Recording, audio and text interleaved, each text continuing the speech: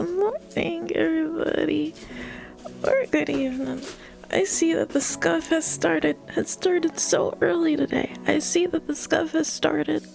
Hasn't even let me woken up even a little bit. Not even a tiny bit. It rolled out of bed and it's telling the scuff is telling me, wake the fuck up, motherfucker, it's time to stream. It's time to get your brain moving. Why do I feel like the just chatting music is also borked? I can't hear it, so I assume that it's borked.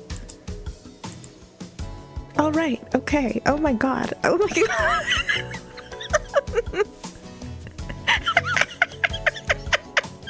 Has the scuff started, or has the scuff always been there, lying in wait?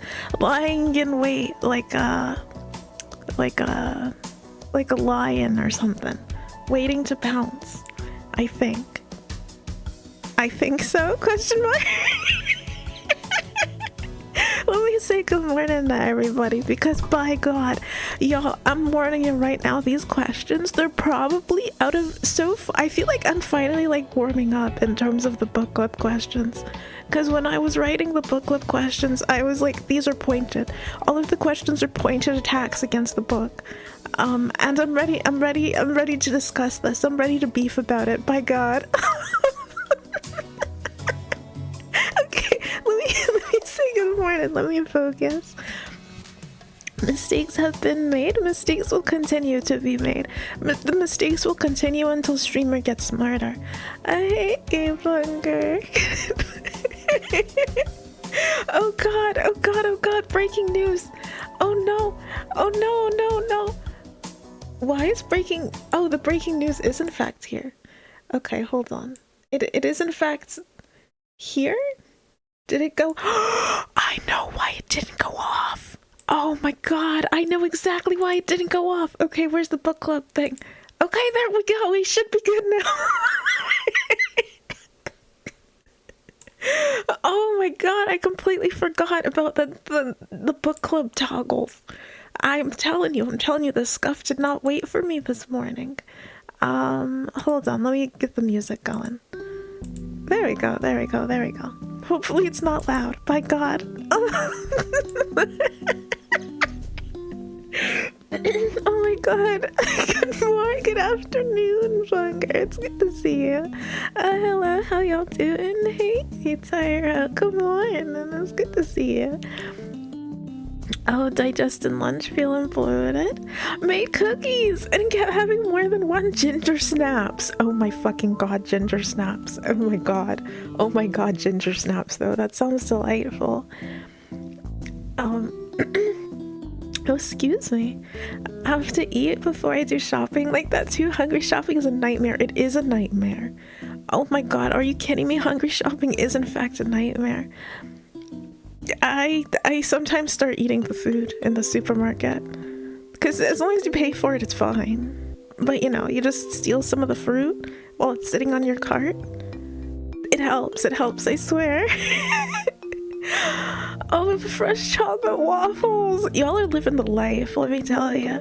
Morning, everybody. Hey, Onion, good morning. It's good to see you. Oh my god, literacy. Rika, good morning, Rika. It's good to see you. Notes of reverberating in my skull. Hey, Masticina, good afternoon. It's good to see you. Book club, hey, Ikea, good evening. It's good to see you as well. We do be booking and clubbing. We do be booking and clubbing. Sometimes even at the same time, if we dare. Hey, Izan. Good afternoon, Izan. It's good to see you. It will get worse, Tabby. The music is fine. Yeah, sounds fine now. We can hear it. Okay, that's good. Lying in wait like a liar. Hey, LJ. Good evening, LJ. It's good to see you. Oh, I only just noticed that coffee has vampire teeth. Yeah, no, the vampire teeth seem super important to add at the time. Are you scuffed because you are a snakelet, or are you a snakelet because you are scuffed? Oh, this is a chicken or egg situation we've got going on here. Ooh. Oh, this book deserves the death penalty.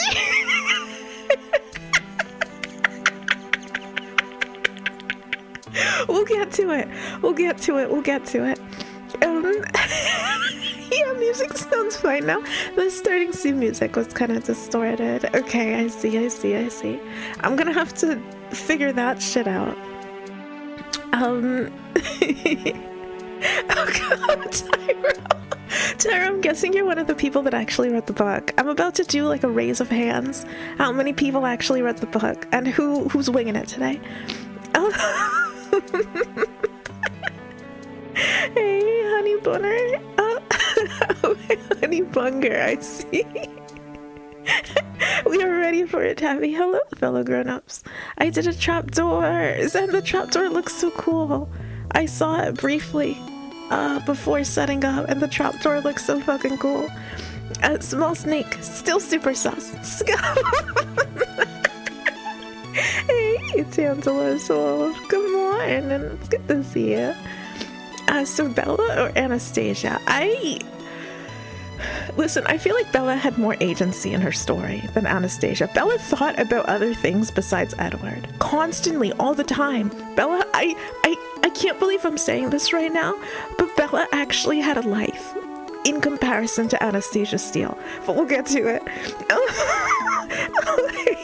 Oh, I'll be honest, I forgot about reading this book. Didn't even download the audiobook.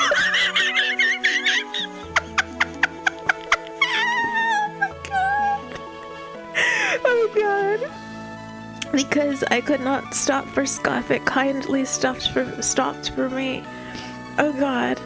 I forget most of the next line, but I know the scuff has civility, that much I remember. Ginger Snaps, best movie. Wait, not the movie. I watched the Ginger Snaps movie too many times, I must have wrote. Yeah, good movie. Oh, eat in the supermarket. You're one of those people, Taffy, chugging a bottle of softener in the aisles. I'm gonna pay you for that. Maybe. I mean, mayhaps.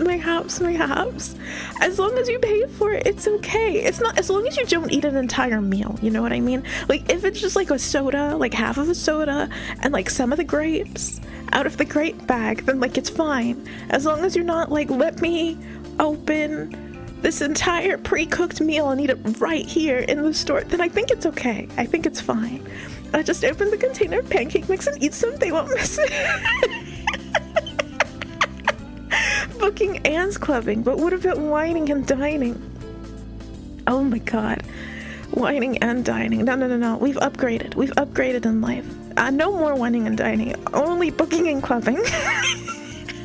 Wowie. Hey guys. Medic. Good evening, Medic. Good to see you.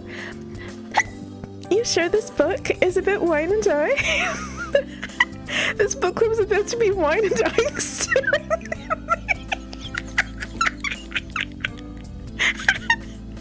I've seen the movie many times. Oh, okay.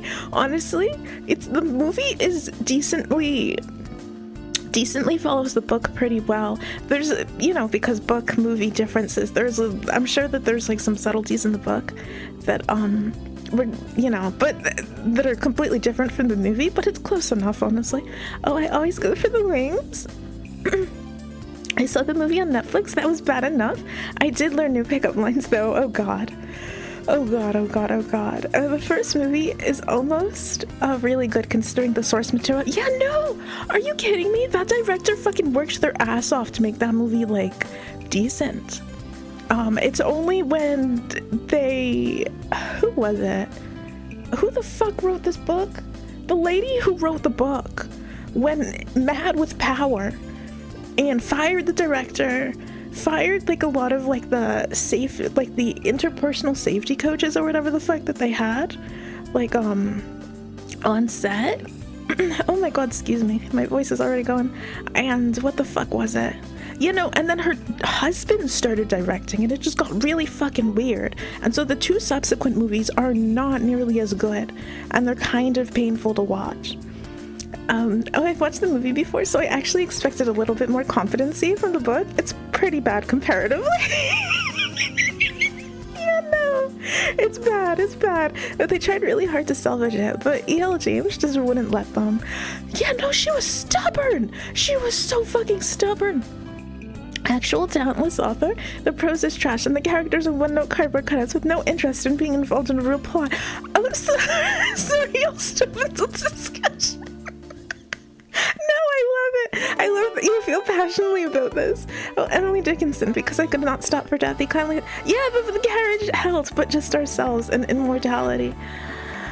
Oh, I'm close. I was close. I swear to God, I was close. Oh, oh, the poor soul. I can feel the pain in that sentence. I want to die. So far, the first question of book club. Did this ignite your inner goddess? My inner goddess is doing the merengue with some saucy Oh moves. no. My inner goddess sits in the lotus position looking serene except for a Oh, I know what I need to do. self-congratulatory smile on her face.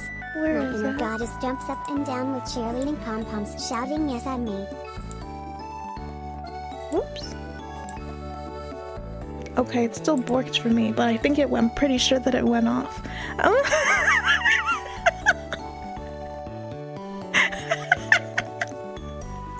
Oh no, Kyria. Oh no, no, no. Oh, here I am. I didn't do the homework. Boiling pot of beef broth ate my homework. Hey, bad ending. Good evening, bad ending. It's good to see you. And that is okay. That is a-okay if you didn't do the homework. As always with book club, I will I'll remind everybody that if necessary, if you have not read the book, I'm gonna summarize the book, but if you have not read the book and or seen the movie, you can just make shit up if you want.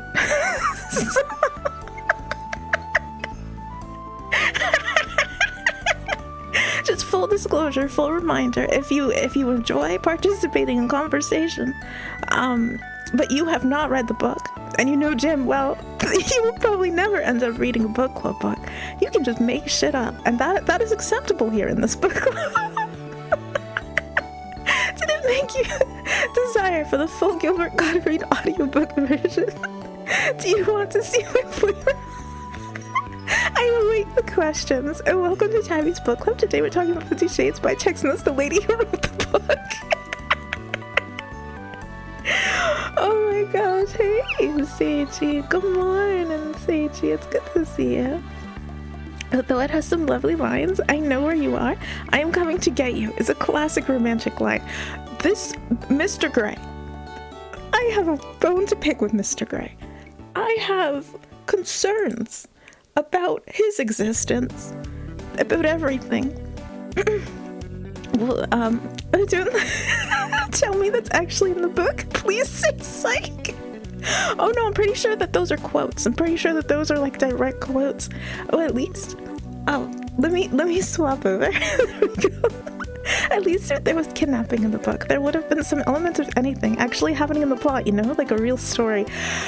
Yeah. Oh my god, I was thinking that. I finished the book yesterday night. And I got like 5 hours of sleep because I was finishing the book, and let me tell you, it was not worth it. I wish I was sleeping there during that time because, oh my god, it was not worth it. Getting to the end of the book and realizing, wait a fucking minute, nothing fucking happens. It's like such like a pit. It was a pit in my stomach is what it was. I can't bug your not in good conscience. True, I mean, what happens in the story? Absolutely nothing. It will be a short summary. No, it will be a short summary. This is going to be the shortest summary that I think I have ever told and will ever tell for a book club book. Oh, I found... I'm working on the site that I'm here. Okay. No problem, man. We can make shit up. Oh, well, no need. I totally read it. I love the part with the lasers. There are 57 inner goddess quotes in it. We're going to talk about the inner goddess because what a time it is, the inner goddess nonsense. Oh, my kind of book club. It must be the color of the Communist Manifesto. Yeah, no, it's bad. It's real fucking bad. I think about this quote all the time.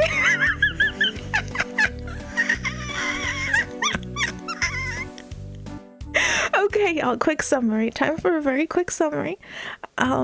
Because once again, nothing really happens in the book. So for those of you who don't know, who haven't read it, and are blessedly ignorant in the events of this book. So the main character, Anastasia Steele, that's who we follow. She is a college senior. She's a senior in college. She lives with her best friend and roommate, Kate. Kate is like a journalist. Like, she's training to be a journalist in college, and she has an interview set up with one Christian Grey. It feels as if everybody in Seattle, because we're in the Seattle area, I should say, knows about Christian Grey. He's a CEO of some mysterious company that we don't really get to figure out the inner workings of his company, like what he does exactly. We just know that Christian Grey wants to end hunger. Question mark. We don't know how he made his money. We don't know the inner workings of how he plans to end the hunger exactly. We occasionally just get him on the phone saying like buzzwords, like 2011 buzzwords, because I'm pretty sure that that's when the book came out, like in 2011-ish. And so like he's just saying like random current event-ish stuff during that time to make it seem like he's really embroiled in very important things, but whatever.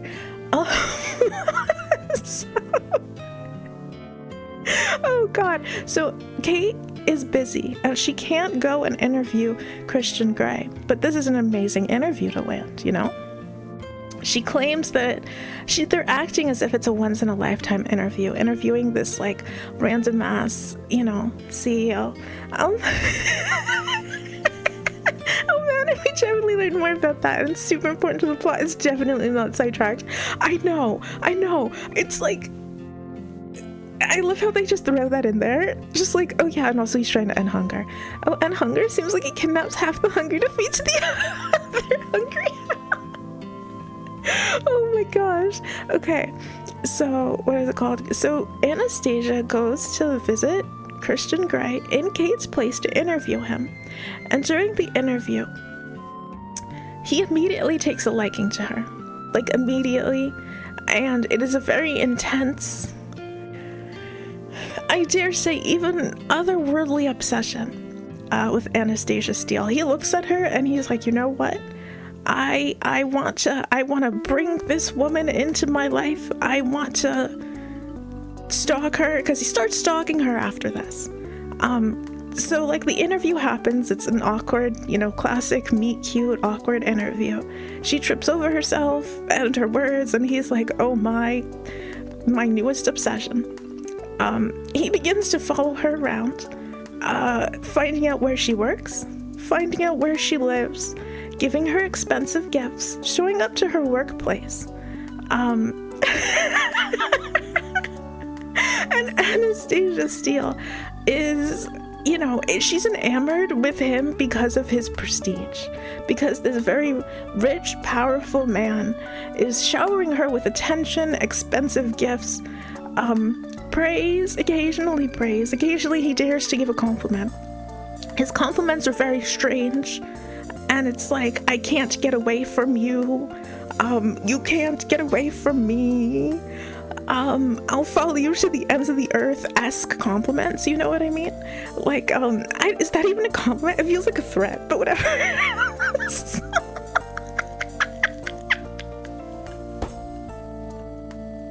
Always a good sign when, you know, when a love interest says, "You don't worry, you cannot get away from me." That's not terrifying at all. So also, I'm gonna scroll back to the top when I finish with the summary, and I'm gonna catch up with y'all. Okay? What the fuck is it? Yeah, no. So for, you know, he axes her out on dates, and they go out on dates, and eventually they go back to his place at the end of one of these dates. And, oh no, I'm sorry. I say one of these dates. I'm pretty sure it's after he took her on a helicopter or a plane ride, because he drives planes. And that's like one of his biggest hobbies. He just fucking loves planes. Just adores planes.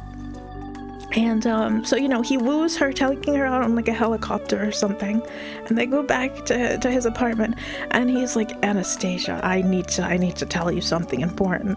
And that's when we have the infamous scene where he's like, let me show you my playroom, and Anastasia's like, oh boy, I would love to see where you keep your Xbox. This is the worst way to drop this information.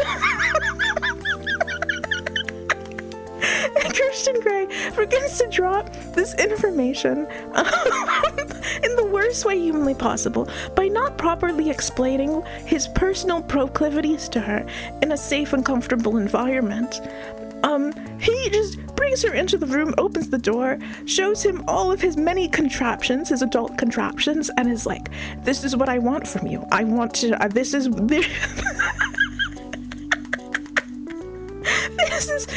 what I wish to do with you.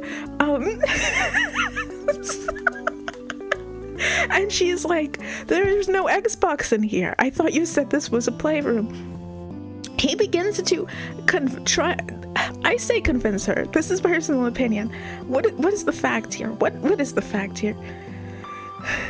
They have a conversation. They have a conversation in which Christian Grey basically convinces, or I mean, yeah, no, I guess it is convincing, convinces Anastasia Steele to try out various adult activities she might not have otherwise tried out. It goes about as well as you would imagine. She knows nothing about anything. She is a complete novice to anything of the adult world whatsoever. Christian Grey seems to, let's call it appreciate that. Let's call it appreciate, and not use the word that I want to use.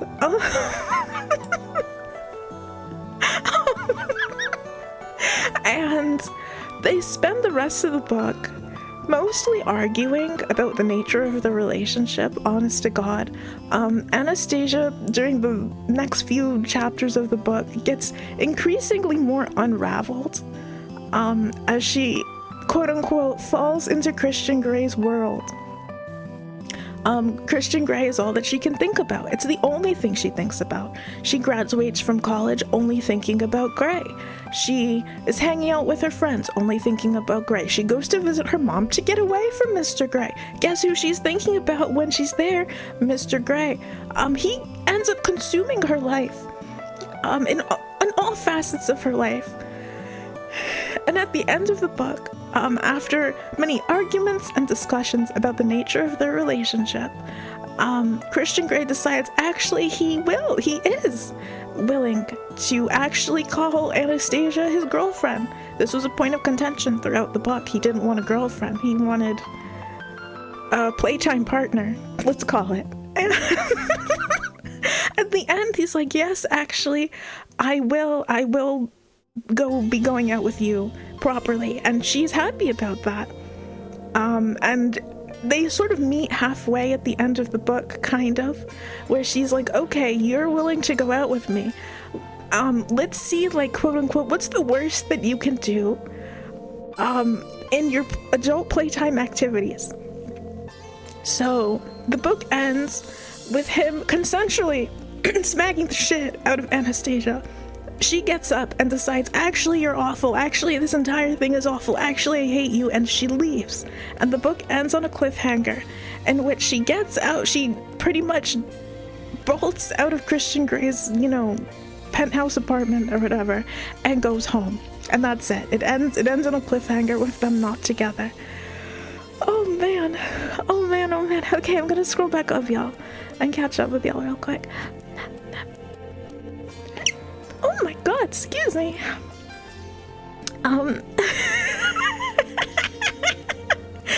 can track you no matter where you go. You can't escape me is another nice quote. But Taffy Grey's rich. He has a helicopter. Obviously, he deserves the love. Oh my god, Christian Grey in his stupid helicopter.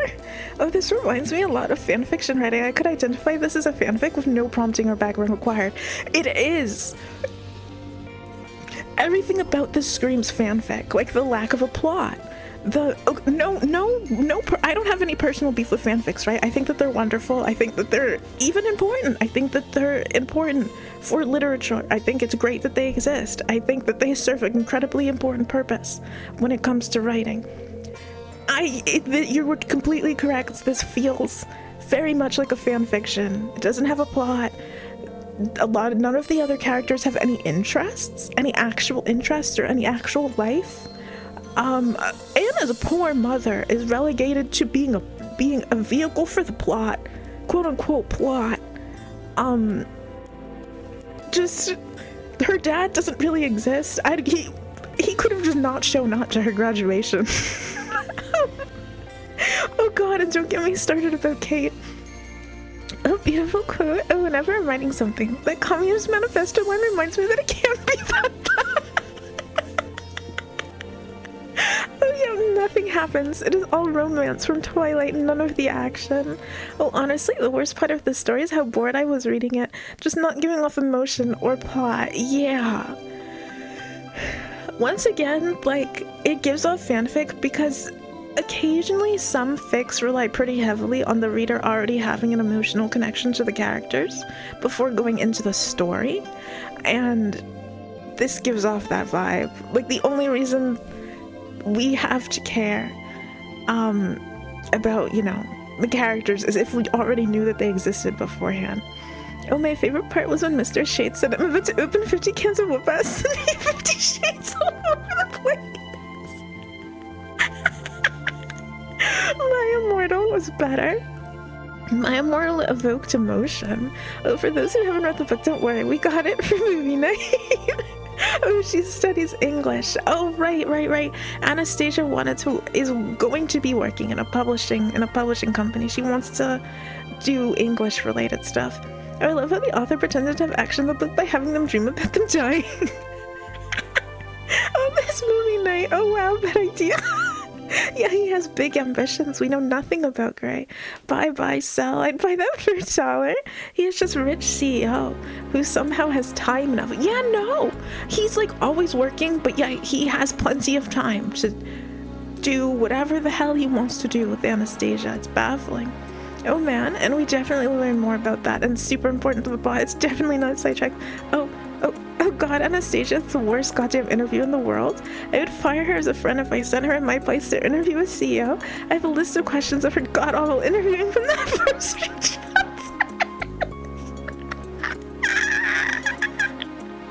I would love to hear them. Oh yes, the interview, wow. It isn't stalking Tabby, it's just love. Keeping an eye on her for her own safety. There are no red flags here. 0 red flags to be found. Kate was done dirty by this. Anastasia did no research and embarrassed her friend in the interview. I know, right? I know, she really fucking did though. Poor Kate. Oh my god. Oh, she red flag waiver out of here. I do hope you're not overly fond. Oh wait.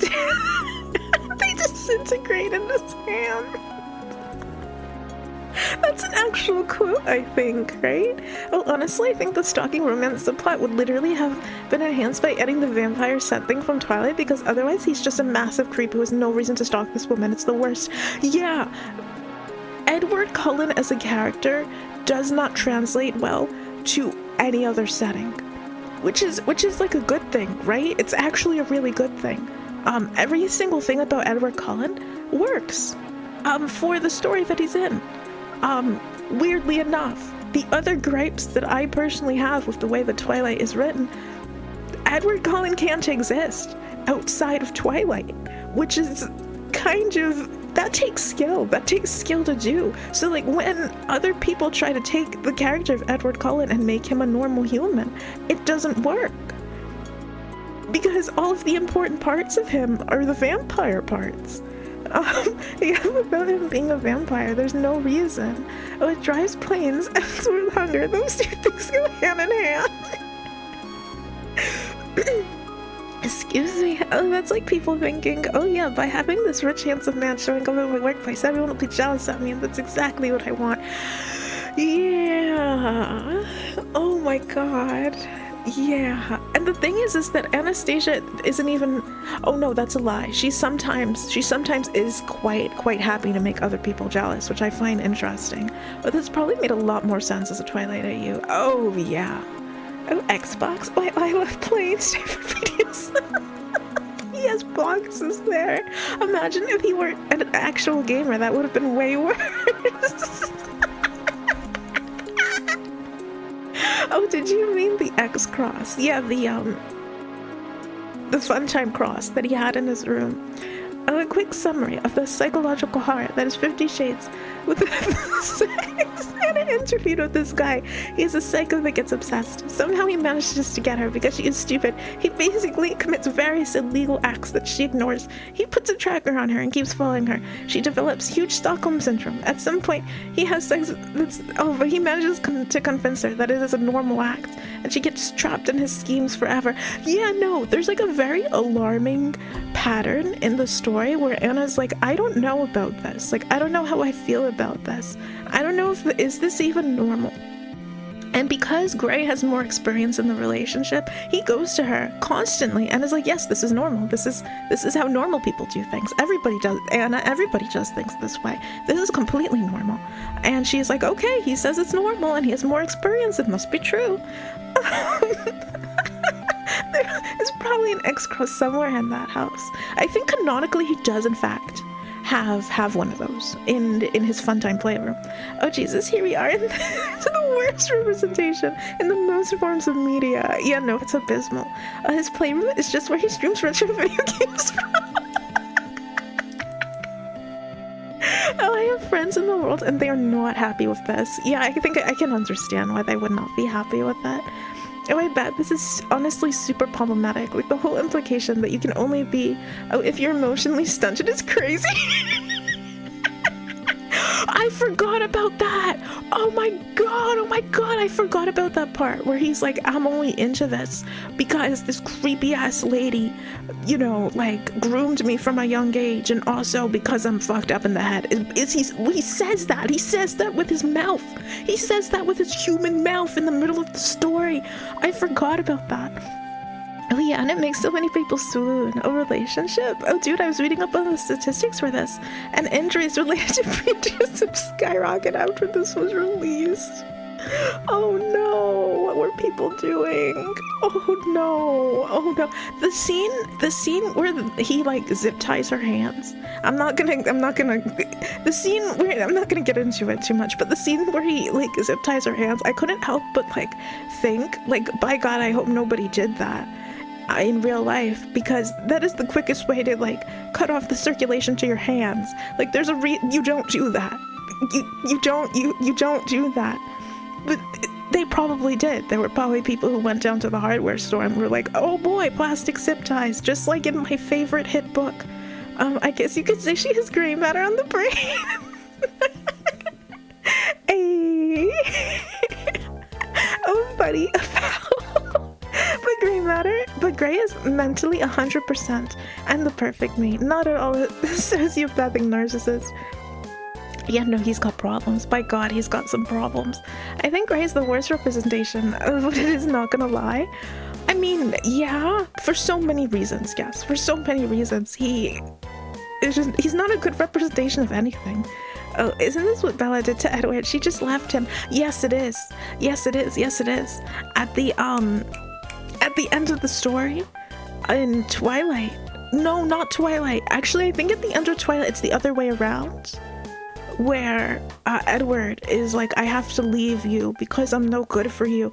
And Bella's like, how dare you even suggest? Oh, pretty much. Oh, so long as you are rich and hot, it's okay to commit heinous acts and breaking the law, I see. Of course you have no beef with fanfics being the author. For fuck's sake. Oh, look, he is hot, so he can do whatever he wants.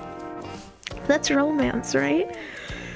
The thing is that, is he even hot? I don't know. I have a point about that. I have a point that I want to make about that, and I'm gonna put a pin in it. I'm gonna get back to it, because I don't even think it's a matter of Christian Grey being hot. I think he's just... it feels like he's casting a spell on people. I'll get back to it. Tapper is running. Good morning. morning, Ronan. It's good to see you. Oh, welcome to the Highly Intelligent Book Club. Oh yeah, totally. Where everybody only says things that are factually correct that happens in the book. Oh no, it's regretty time. Hey, Morales. Good morning, and it's good to see you. Regret time indeed. The time of regret is in fact upon us. He doesn't need to sparkle, but at least he is a vampire mostly. Oh, it is the reason why on Wattpad you have vampire werewolf CEO Yakuza, who takes girls to private islands, romance, right? So, oh my god. Hold on a minute.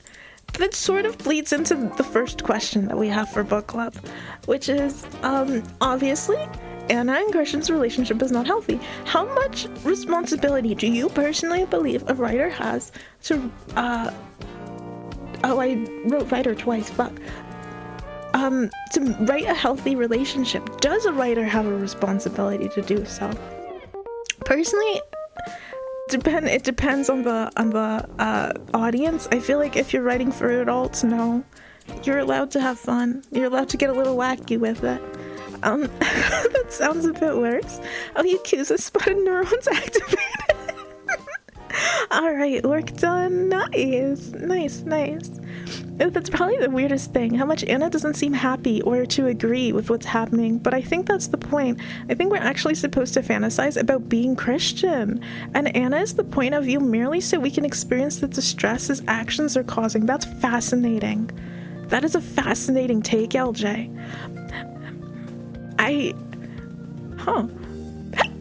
Excuse me. Honestly, we can't rule it out, right? I feel like that's as good of a theory as anything else. It ain't bad. That's just, I'm thinking about it now.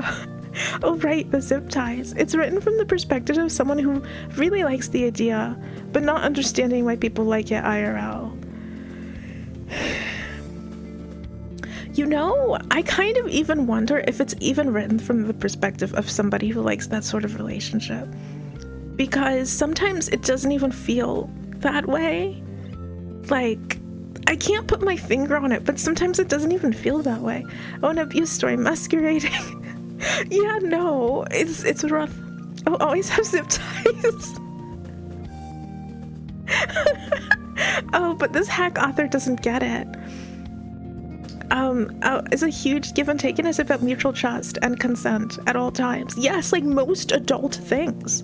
Like all adult things, mutual trust and consent at all times.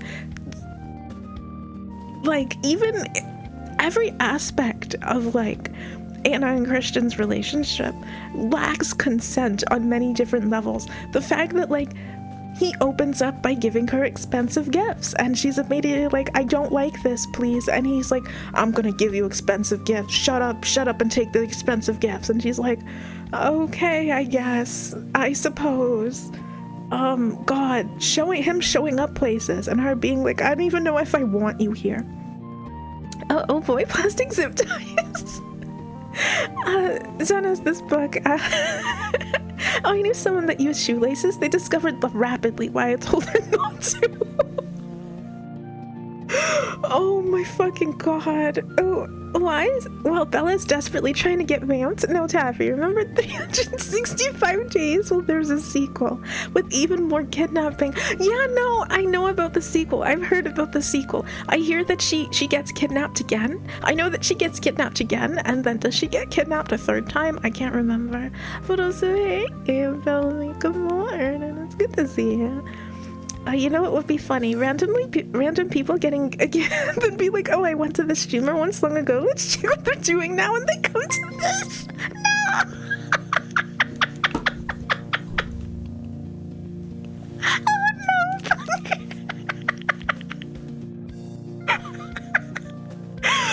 Oh no. Oh no. Oh no.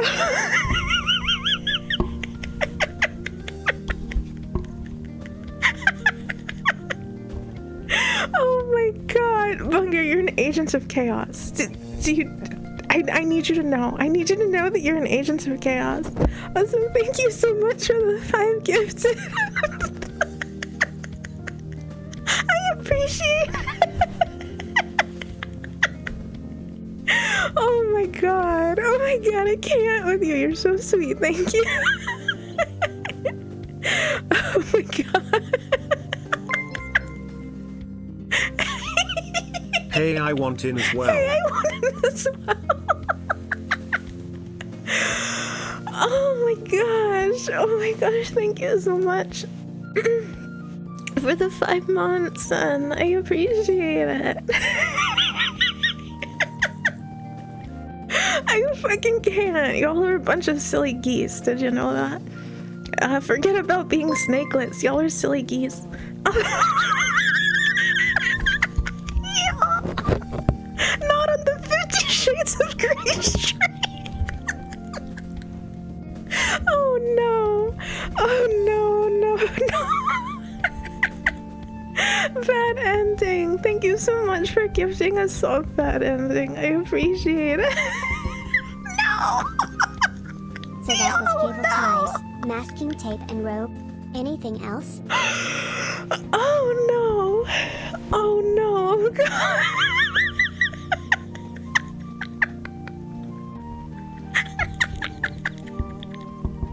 Oh no.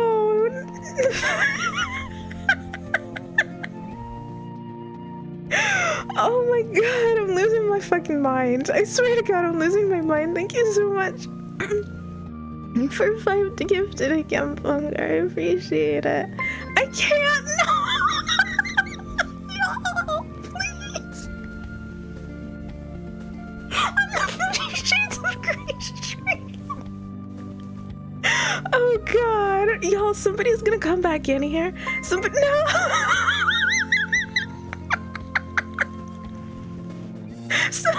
Somebody is gonna come back in here after thousands upon thousands of years away, and they're gonna be like, why exactly why am I following this person again? And they're gonna see that we're talking about 50 Shades, and they're gonna be like, oh god, clearly I made some questionable choices a couple months ago. Oh my gosh, thank you so much for the 5 gifted, LJ. You're so gosh darn sweet, and thank you for another gift to Bad Ending.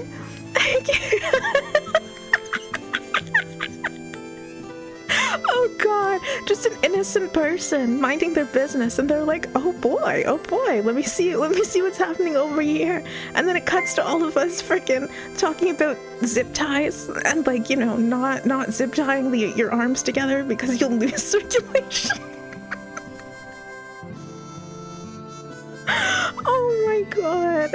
Excuse me, thank you so much for gifting a sub, Zen. Oh, you're so sweet. Oh my gosh. Oh my god, I can't. I feel like I'm melting. I can't. Oh. Oh my god, thank you so much for the follow. Votable Marrow, I appreciate it. Oh my god, oh my god, oh my goodness. Okay. Oh no, where was I? Oh right, the shoelaces and the kidnapping. Yes, of course, we were talking about Christian Grey and kidnapping. How on earth could I forget? Oh no. It depends if the goal of the writer is to show that unhealthy relationships are dangerous. Oh, right, what? Oh, if, though, they want to show a relationship for romance, make it healthy. Oh, yes, because people are complete idiots, even adults. I have a few as my coworkers. I think there isn't any responsibility at all for the writer to make a healthy relationship. Their goal is to write something that is entertaining and worth a read, and unless a healthy relationship is that, mayhaps, but also mayhaps not. Oh, I don't think necessarily there's an obligation to write a healthy relationship, but it certainly adds to the dynamic of the prose when you correctly identify the type of relationship and write from that perspective. When an author fails to recognize what they've written, it's when the writing starts to fall apart. I'd say no responsibility, as long as it's clear what's happening, is not okay, or at least just portrayed in a bad light. Well, obviously the writer has no experience with BDSM. I guess they just did in fact do a Google search. She admitted in many interviews that she Googled. She didn't ask people in the community or anything. She literally just Googled. Oh, 50 Shades only reminds me of the cinema incident.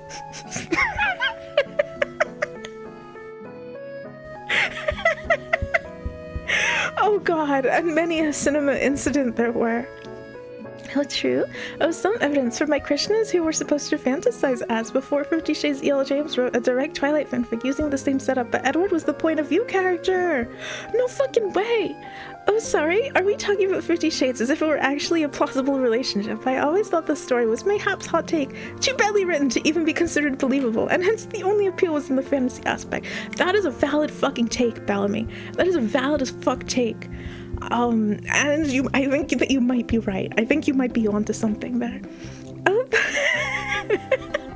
during this fucking stream, I'm serious.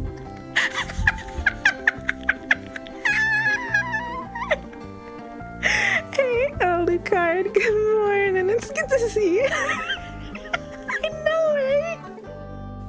I know.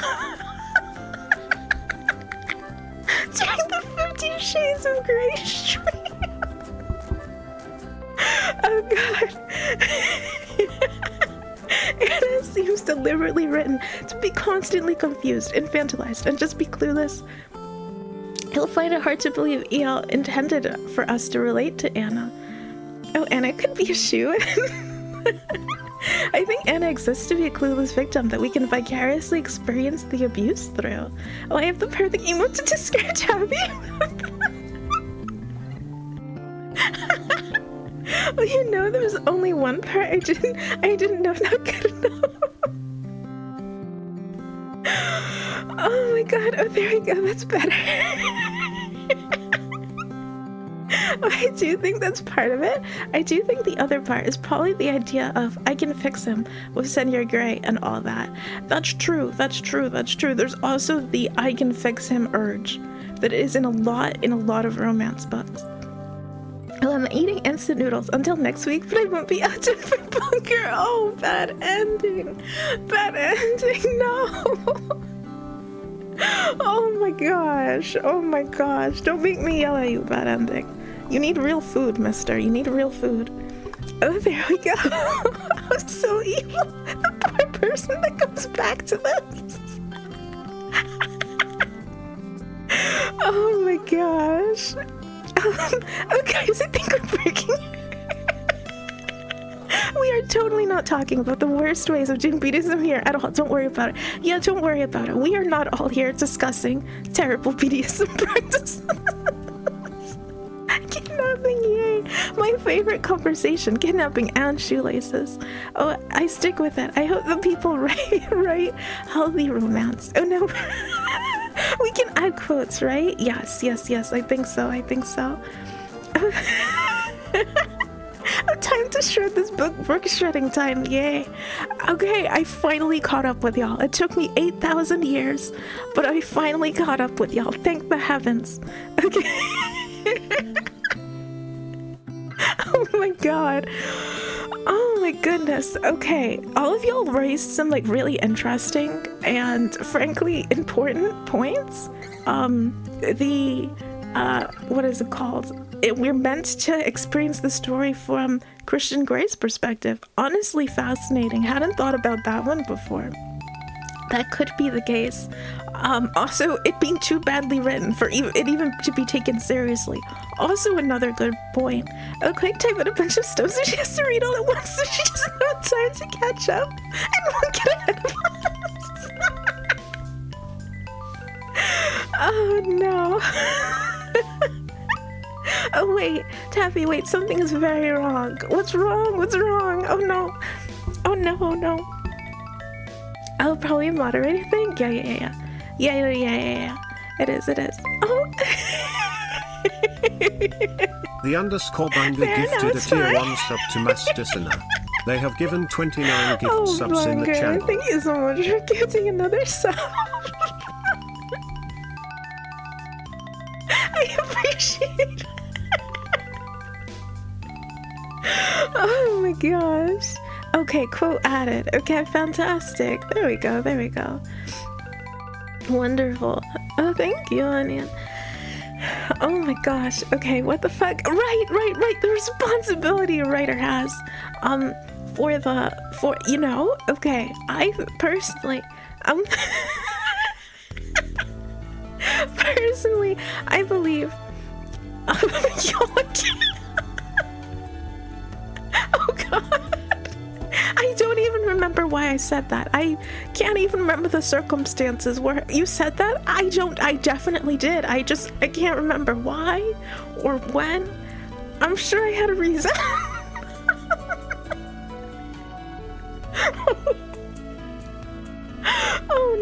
Oh no, I'm really be out here saying things. Oh. I would imagine it was probably when you were entering holes for some reason. Oh yeah, I mean, no doubt, I was entering holes whilst I said it. It's just, I can't remember what holes I was entering. And it is always distressing, when I cannot remember what holes I have entered. Oh my gosh, I know that I've, talked to y'all about the frickin', what was it? This particular topic before, and that I've stated in the past. I don't believe that the writer has any responsibility, if they are writing for adults, to even, to do the critical thinking for the reader. What hole have I have entered? It's always distressing when God damn it. It feels like one of those things that I need to, that I need to remember. It feels important. Oh my gosh. Okay, hold on. Is there anything about this story that's romantic? I feel like I already know the answer. I feel like I already know what y'all are gonna say on this matter. But I'm still gonna ask. Is there anything romantic about this story? And no. I'm trying to think like really, really hard. Oh, romantic? No. I'm trying to think so fucking hard. Oh, this is a story I would slide right through to a psychologist and the police. Oh my god, yeah, no. I think, if a friend came to me and described a relationship that was like this, there would be a whole lot of concern from my end. Oh, sorry, which story? 50 Shades Twilight or 365 Days? Part 1 and 2 now.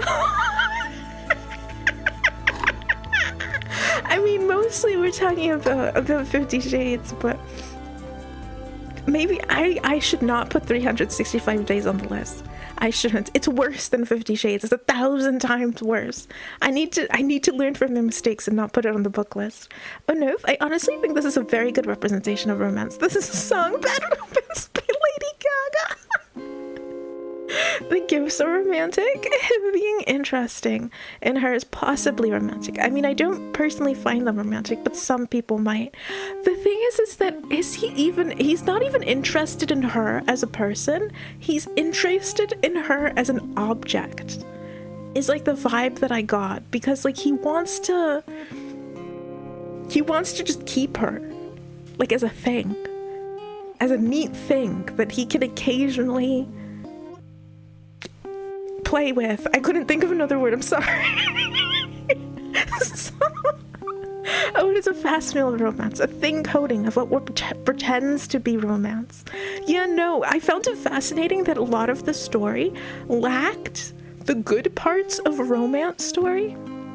It lacked the fun parts. Like, there was no banter between the two protagonists. It was literally just them existing in the same space together. Oh, it has the attributes and some of the points of romance, but none of the actual substance. Oh, even that works in book club. Okay, it's romantic until he basically starts stalking her and taking her to his Xbox room. I will say that, like, I don't know. I guess the fact that he tried there for half a minute, he did the whole, attempted to woo. He was like, oh boy, baby, let me take you on my helicopter. And it went quickly downhill after that. And well, if this is romance, then sugar-coated cyanide is candy. I mean, for some people, having a rich partner is all they need in romance. And that's fair. I think that's fair. You know, I don't even know if I would call it romance necessarily. We're just like a life goal or a desire. And you know, that's fine. That's like cool or whatever. I don't know if it fits into the category of romance. Oh, I don't know. Doesn't Christian learn later the error of his ways and changes for the better? Oh, even the BDSM it was caused by trauma. In the middle of the book, he states, and I'm not saying this, okay? I want to be very fucking clear. I am not saying this. I'm quoting the book. In the book, Christian Grey states that he is fucked up because, and I quote, his mother was a crack whore. I'm not saying that. It was in the book. And that he uses that phrase to explain why he is fucked up. I have no words personally about that statement because it is wild. It's a wild statement to make. He does not elaborate in this book, by the way. He just says it and they never get back to it. They never get back to it again.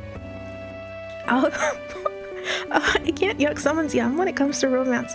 Merely question the abuse that's happening alongside it. Yeah. Essentially, the ideas I got from the book is that it wants to replicate what other romance books do. Yes, it wants to have the steps of romance, but without actually pulling through on the character development to properly set up romance. So you have characters who latch onto each other instantly, and the trite love at first sight nonsense, which always is a cop-out for actual character and writing interaction. Yes, that is exactly fucking it. It's like, it's half-baked. It's half-baked romance.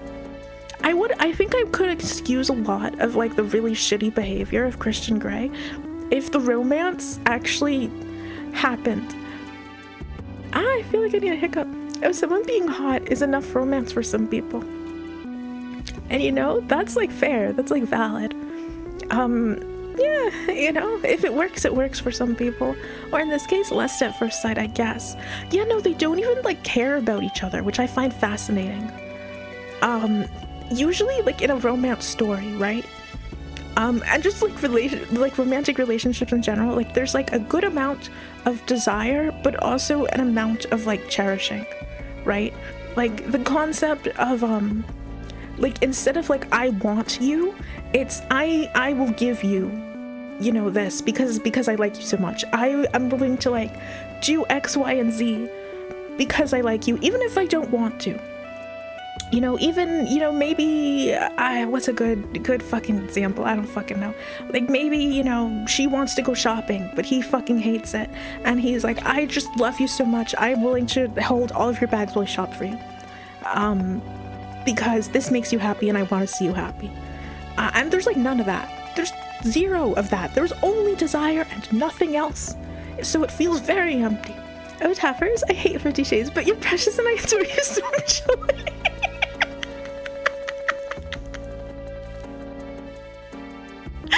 Oh my gosh, I appreciate you, Ronan.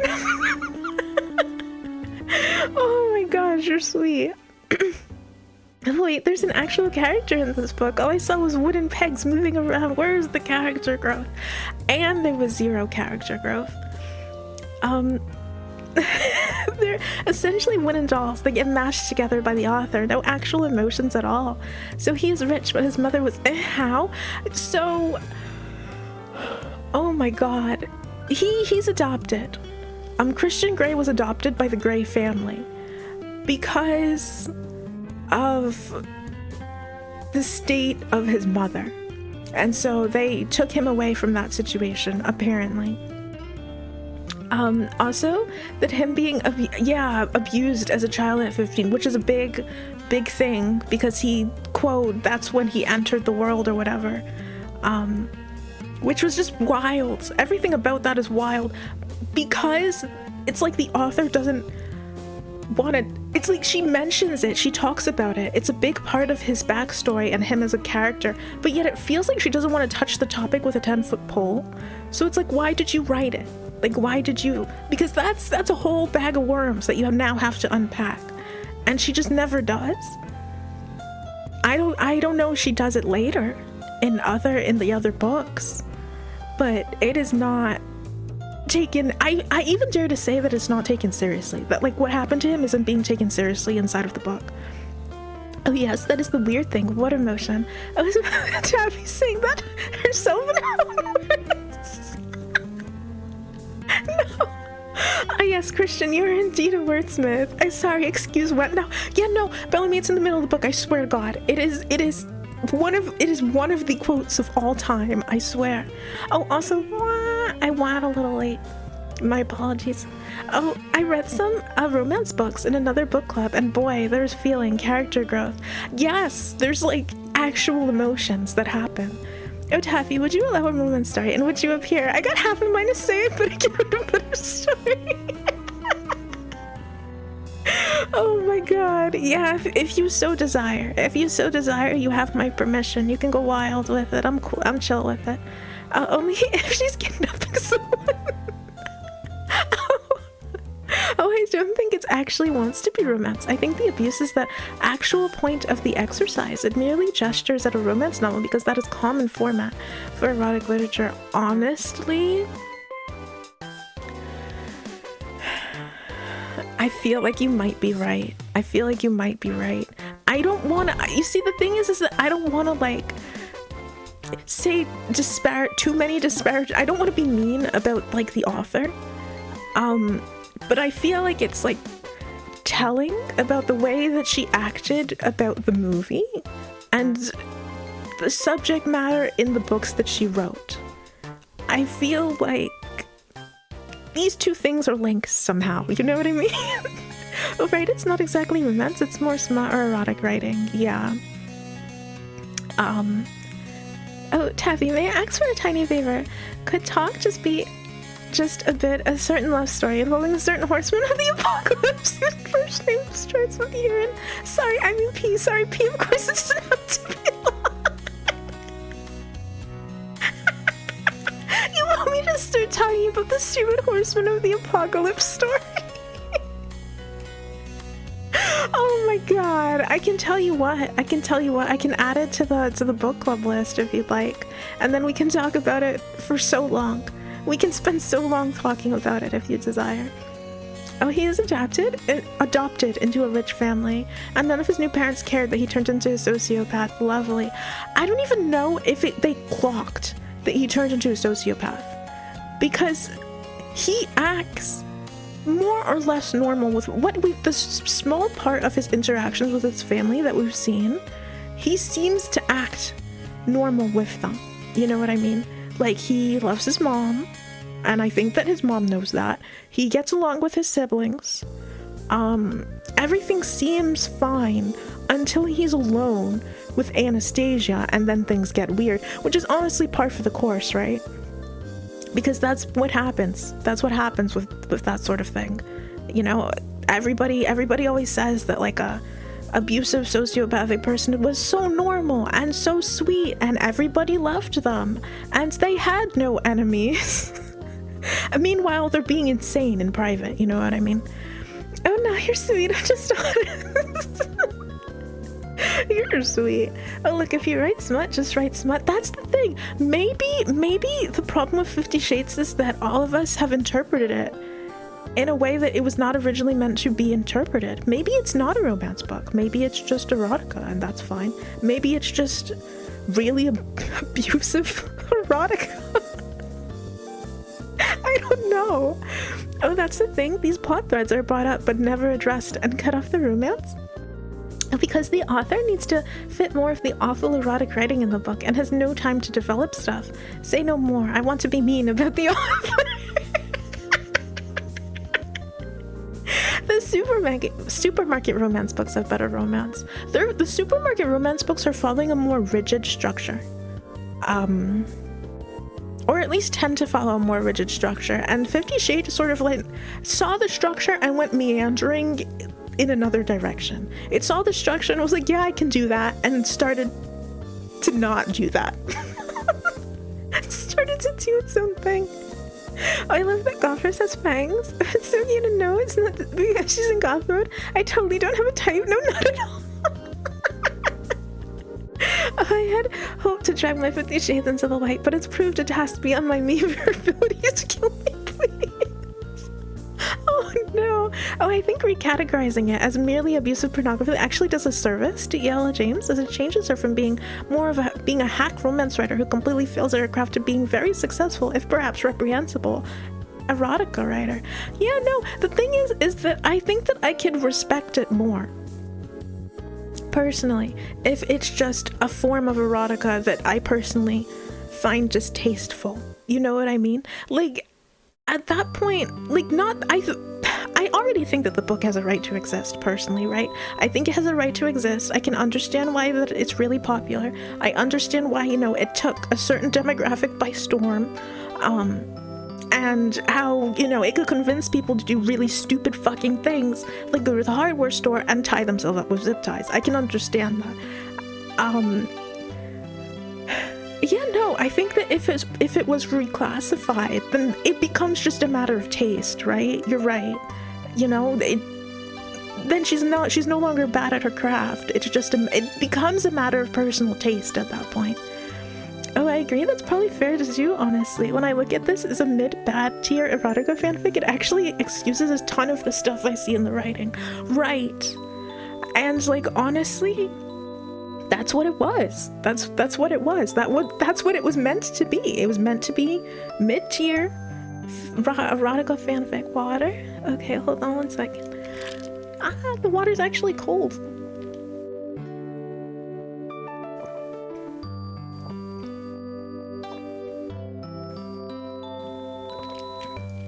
Oh my god, water has been consumed and it was actually cold this morning. Holy fuck.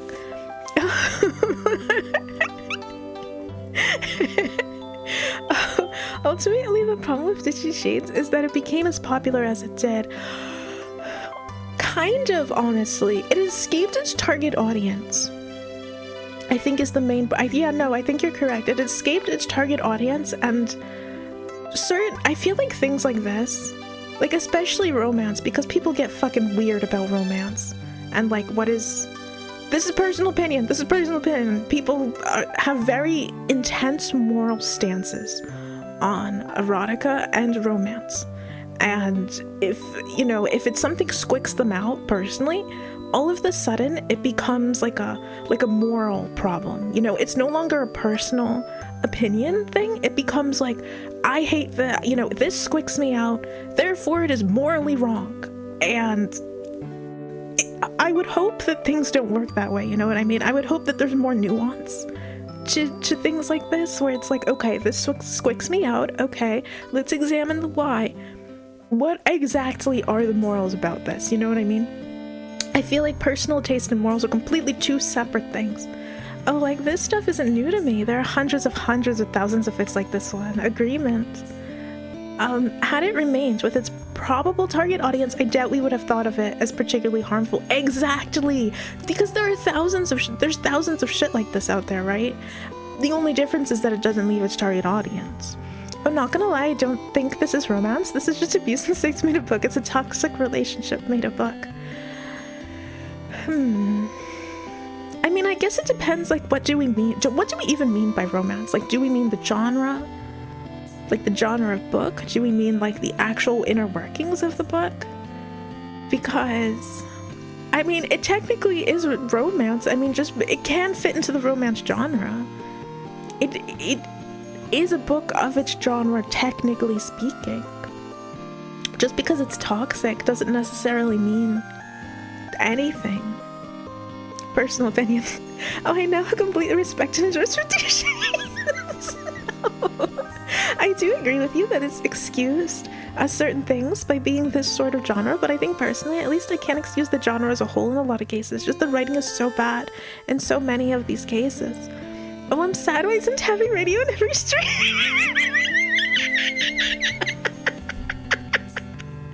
Oh my god, could you imagine that I just have that as a redeem?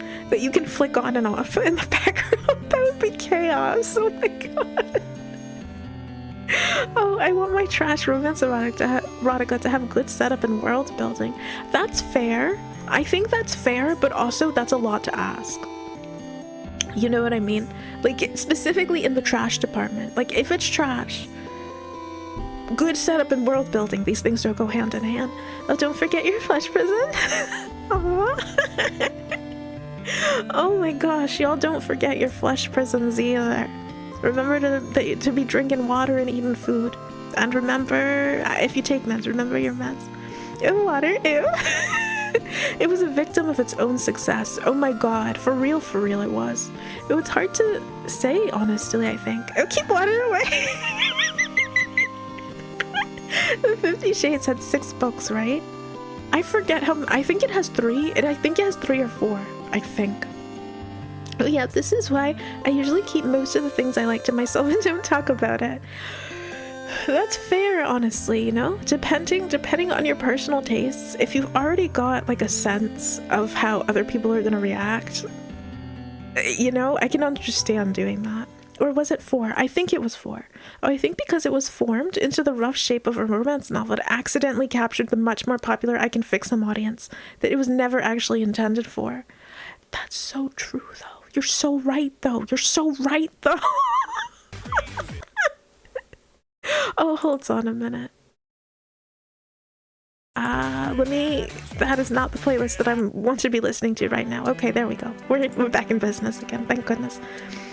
Oh, like, if I judge this from the position of being a book, it feels pretty hard. From a genre perspective, it's a poorly written example of what is pretty standard. If you're going from a fanfic perspective, it's a mid-low tier writing project, which isn't great, but nothing especially bad. Oh, is it fair to judge this as its genre? It has a major motion picture and is famous now. I'm not sure on that answer. Yeah, no, that's the thing. Like, it's a movie now. They've embraced... It feels like marketing-wise, I don't know if it was the author. I don't know if she has a PR team. I mean, she definitely has a PR team now, but I mean back then. You know, if... It feels as if once it hit the book hit the big leagues, they embraced the romance aspect. They embraced not only the romance aspect, but like also the subgenres, like billionaire romance.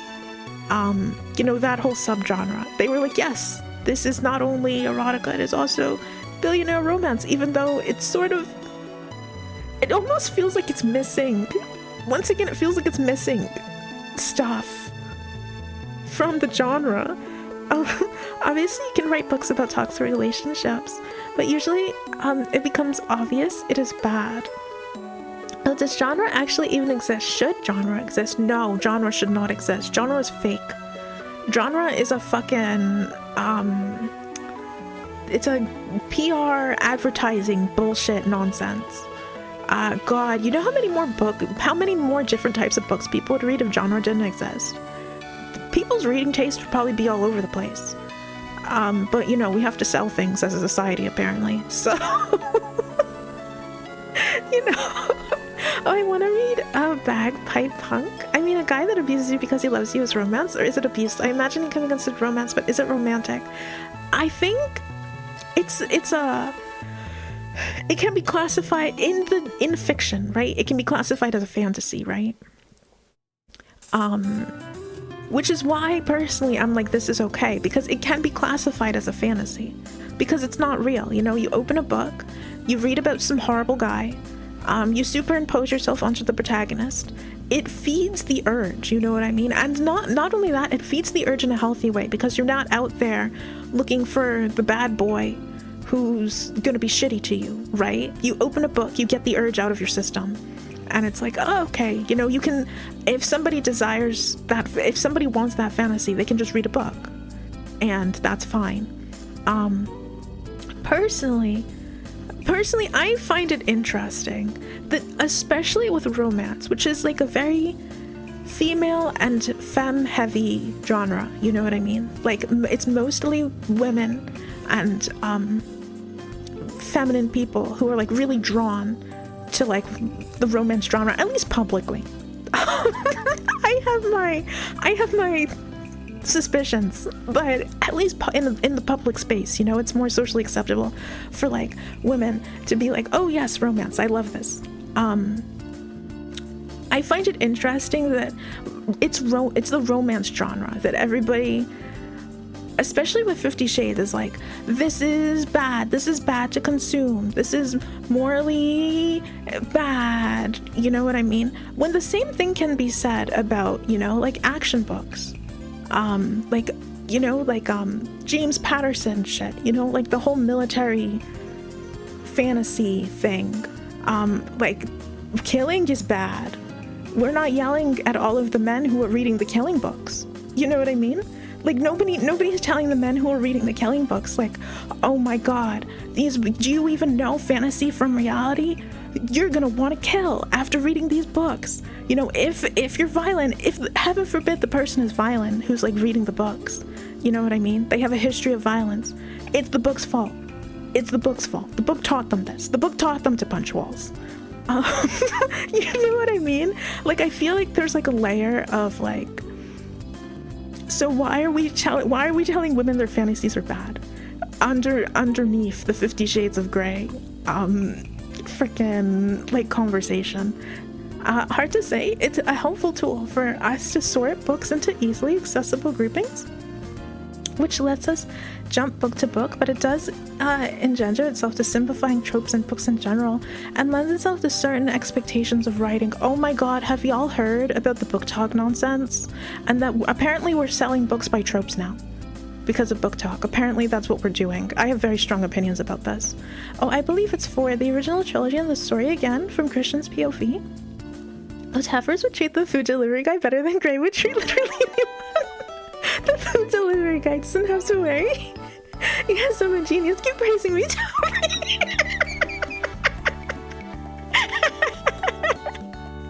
I can do that. I can do that. I can do that. You don't have to tell me twice. Oh, in business? Fellow grown-up, are you doing a business?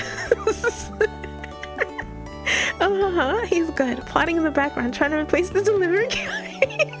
To be honest, it's hard for me to say I'm even qualified to judge this book. Of course you are. If you've read the book, you can judge it.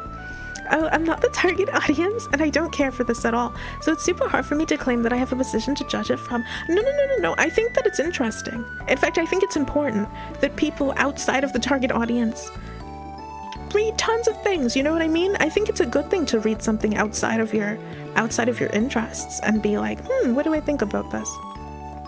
Most books are not real, so fantasy. But yeah, fantasy usually is fantasy worlds. Realistic fantasy is more urban fiction.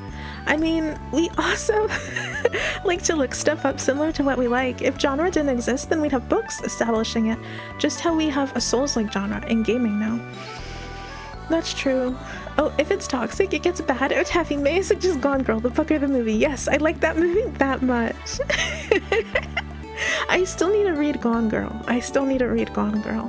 I do like romance quite a bit, but this sort of stuff just makes me super sad because it skips over what I care about. Yeah, no, the actual romance stuff that's supposed to happen in the book. Oh, fantasy stuff. Oh, where in a woman writing romance, you get long areas about how the guy looks. In fantasy, you get loving, drooling descriptions of weapons and how they wound others. Exactly. It's the same thing. Personally, I think it's the same or a similar thing, except for stereotypically, except it's for men in stereotypes. If stereotypes were to be believed, which they aren't, we know better. But you know, I don't know how else to describe this with words. Oh, the book taught them to punch walls, having advertising your upcoming new book.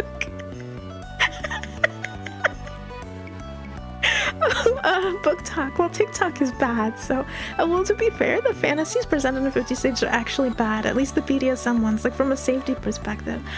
I know, like from a safety perspective they're bad, but that's part of the fantasy, right? Like that's honestly part of it. Like in real life, you don't want to cut off the circulation to your hands, you know what I mean? But in a book, you can read about somebody tying themselves up really fucking stupid, and you could be like, oh man, I wish that was me, but I'm not gonna, because I love my blood vessels. I love my blood vessels so much, I'm not gonna pull that shit on myself. You know what I mean? Like, it doesn't even need to be safe. It just doesn't, because it's fake. Personally speaking. Oh, I agree. Tyra Towers, can we get a headbat resume at some point? Because you're so precious, I wouldn't pat your head. I actually have a command exclamation head pat. If you'd like to know why I don't have a head pat redeem. Fuck. Oh, the year is... Oh, humanity has gone crazy and has begun eradicating all other animals on the planet. Only a few are left alive, kept in captivity. Animals have learned to communicate with each other. Excuse me. Out of necessity for survival, only a few wild pockets of animal groups remain. Something needs to change. Most animals have given up, but there is one hope they have left.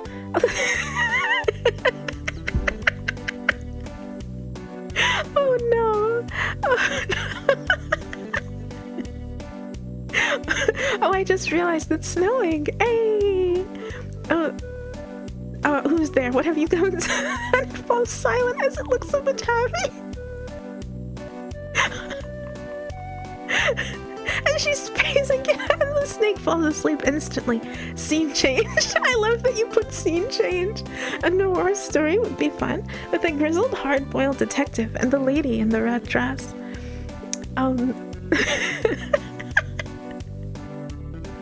We have no choice anymore. We are too few. We need bigger numbers. So breed. Oh, Bunger. Oh, Bunger. Oh my gosh. Oh my gosh. Good news. Good news. You're a fantastic writer. Good news. You're a fantastic writer. You could outright the 50 Shades of lady any fucking day. I also can't with you. Oh, well, speak for yourself, Tabby. I'm better than 50 Shades. Some of us regularly enjoy cutting off the circulation to our hands. Oh, my bad, my bad. Oh god, reliable narrator questions. Indeed, indeed, indeed. Love, romance, happy kidnappings. It has it all. It has anything that I could personally desire in a romance book. It's got everything. It's got the kidnapping. It's got the love and romance. What more could I possibly want? Oh, Bunger, don't forget to post the story to the library catalog channel. Oh, yeah. Yeah, we need to save that. We need to save that is what we need to do. Moon, you are so fucking right. Also, hey, Moon, good evening. It's good to see you. All right, y'all. Do we like Anna? Is she a reliable narrator? Why or why not? Oh, Bunger, no says romance writing for real, for real. You could be a freaking best-selling author with that writing, let me tell you. I'm convinced that Anna is not a very reliable narrator. Does Anna even know what Anna wants? No! And that's the tragedy of it. She doesn't even know. She doesn't even know what she wants. Things just happen to her, and she just sort of lets them happen. Oh, is she reliable? No, she's insane.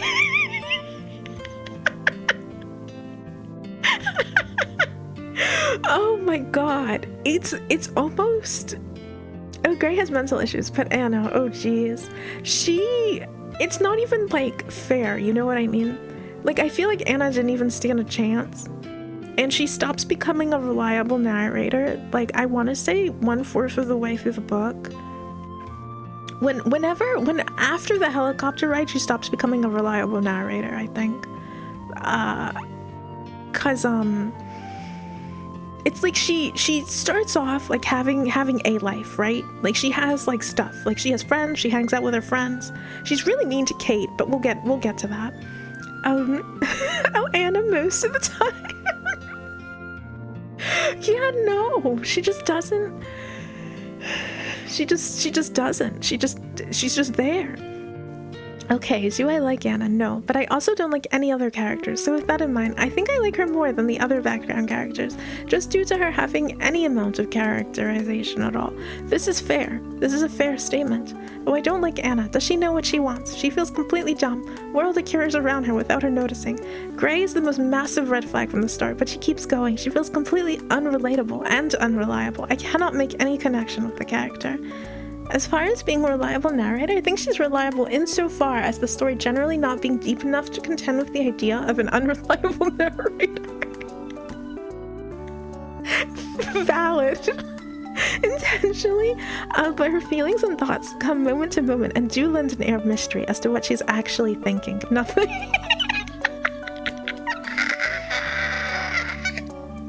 Brutal.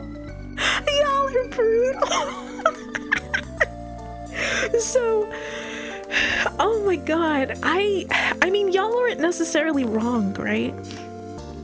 The thing that like bugs me with the, like, her not seeing the red flags is that I don't think she knows what red flags are, because this is her first relationship ever, right? She is, oh god, I don't know how old she is. She's like in her early 20s or whatever, and she's never had a relationship. She's never been with anybody ever. This is her first time experiencing this part of life. Would she even know what a red, like, realistically? Like, she hasn't gone through the messy teenager stage of, like, barreling through a bunch of people who have red flags. She doesn't know. She has no clue. She feels, like, really sheltered, oddly. Like, Anna, the character, feels incredibly sheltered, which is very interesting. I consider Anna less a character and more a vehicle for interacting with the only actual character in the story that is also fair. The only person who has any wants, desires, motivations is unfortunately Christian Grey, and all of his motivations are very bad. Oh, can she even see color? This is obvious. She fell for a bad boy. Oh, does Anna know anything? Isn't she like what is this? Christian, explain how. Yeah, no, she doesn't even know. She doesn't even know the bare basics of adult intimacy at all whatsoever. She has no clue. He had to show her how condoms work. All right, she has no clue. She has less than any clue. So, like, I can't blame her for, like, looking at Christian Grey and also she asks this multiple times, like, is this normal? Because she keeps doubting herself. Like, if this is the way she's even supposed to be being treated, if this is how, like, things go. And at the start of the story, it's very clear that she has some sort of, like, self-esteem issues. So, you know, Christian Grey is kind of a little bit of a predator because he sees that and he's like, yes, I can exploit this for my own reasons, you know what I mean? And he just manipulates the shit out of her the entire time. The shaping of the pure to one's own liking, yeah, it's like that stereotype. It's that whole stereotype? Trope? Is it a trope? Can it be classified as a trope? I don't know. Whatever the fuck it is, that's what's happening. Oh my god, also posted the story. Perfect! Okay. Funger, I'm gonna make it a freaking a book cover, alright? I'm gonna make a book cover for it. And I'll put it in the library. Oh yeah, it's a trope? Yeah, 100%. I'm pretty sure it's even on TV tropes. Huh. Alright, okay. That's why she doesn't know how to use condoms. It's to make her more pure, quote unquote. Ugh. I have such a massive problem with the concept of purity. Oh, Automod. Context matters, Automod. What blows my mind is that a female writer seems to have written a book about a man basically destroying a female's life. I haven't read the book, but that alone feels wildly concerning. There could be multiple levels as to why that is, right? And once again, like, I want to be careful about speculating too much about the author herself.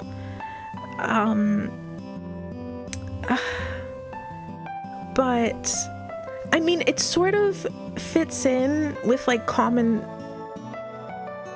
fantasies, or like, I don't know how else to phrase it, but the concept of, like, the bad boy coming in and wrecking your fucking life.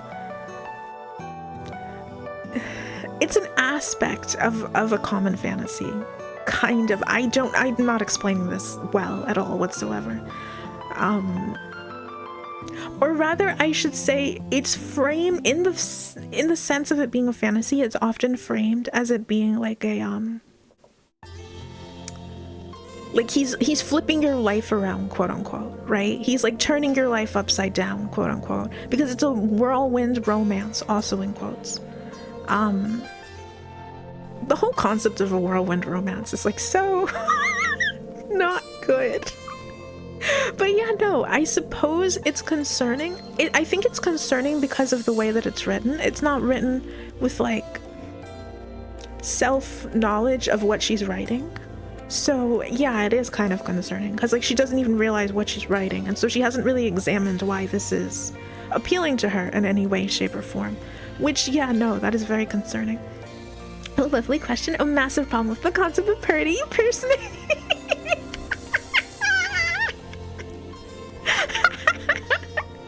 Oh my god, what better way to, you know, express my gripe with the concept of purity than to constantly make jokes about it. I don't even know how to properly describe why my like issue with the concept of purity. I think it's because nothing is ever truly 100% pure, and why do certain things need to be 100% pure to begin with, you know what I mean? It's like, what is this for? What is this doing? Like, what is the purpose of this concept? And is it worth it? Is it even good? What's up with our inner goddess? Are we about to have a Birds and the Beast talk? Oh no! Oh, do tell me if you know a better title. I couldn't find a better one. Okay, no worries, I will. Should we get the Gilbert Gottfried quote of him reading the book? She's just an NPC, literal vehicle character to see the story. Her existence is Gray, praising Gray, having a story with him and solving it. Oh my god, she is. I mean, yeah, no, she definitely is. Oh, it's a cold 7 shades of sin in one enticing look. Track me down and assassinate me in the streets. Oh yes, it is a romance. It's supposed to essentially be a culture shock, fish out of water erotic story where it's all shocking new stuff and deep dark mystery. Yes. Oh, Anna feels like a quest progression of kill 10 boars, kill 10 goblins, kill 10 thralls, and so on. She feels like an adventure, but it's narrated from a side character.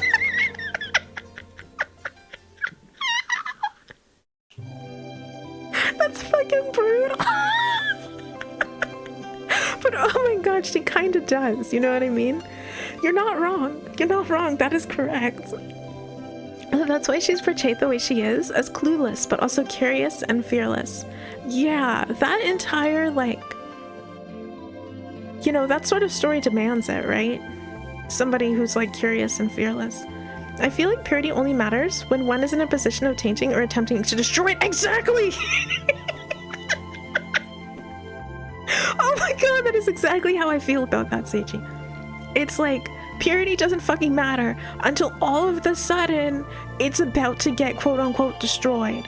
And it's like, what even are we talking about? Are we talking about like somebody gaining experience in life? Is that what we're talking about when it's like purity is ruined? Like, are we talking about like, I don't know, all of a sudden sexual desire exists and that is quote-unquote tainting purity? Like, I am flapping my hands because I'm just like so fucking, I get worked up about this. I have very intense feelings about this. Finding the right word is hard when writing, but inner confidence. Never feel like you're not making good word choices in writing, because this woman out here is writing Inner Goddess and publishing it in actual books. Oh, Taffy, you're here. The other girl was here, but I wanted to see you first. Hey, synopsis, good morning, it's good to see you. Oh, well, it shocked me, and how is it so bad, way?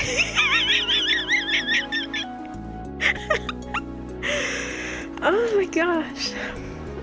Gaining experience doesn't require destroying purity, though. It depends on what is meant by purity, I think. Purity as a concept usually has a ton of really uncomfortable connotations, both historically and in writing. Yes! Yes!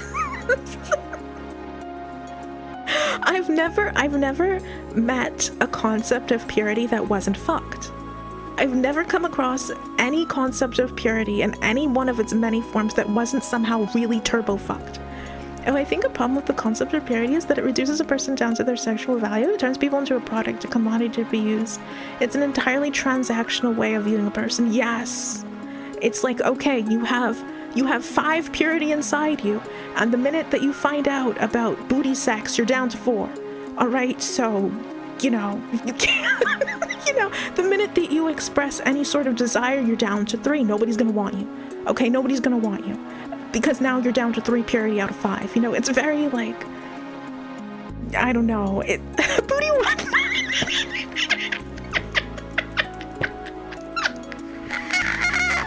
Did I join the wrong time? Oh no. Oh no.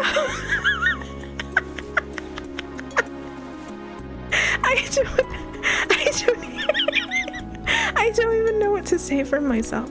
I don't even I don't even have a proper excuse. But hey, it's you, Dancel. Good morning. It's good to see you. I don't even know what to say. I don't even know what to say. Oh my gosh, inner goddess or subconscious. To me, it feels like Anna and the inner goddess are 2 different characters in different occasions. Anna feels like something is wrong or doesn't want to do something, and then inner goddess, like a demon, makes her continue in something she is not sure or comfortable about. That's interesting. It's like 2 different personalities or minds on the same person. I was thinking that when I was reading it. I was like, this feels like almost like a 2 different personality situation. Oh goddamn, I had 1 purity left. Now I know about booty side. The inner goddess stuff feels a bit shoehorned into the story because Anna doesn't have any actual character traits. It's a way of representing some sort of internal drive to do something or agree to something with Professor Gray, but I feel like it never actually means anything. Yeah, because like, it especially feels that way because the inner goddess and the subconscious, they never like meet in the middle during any part of the story, right?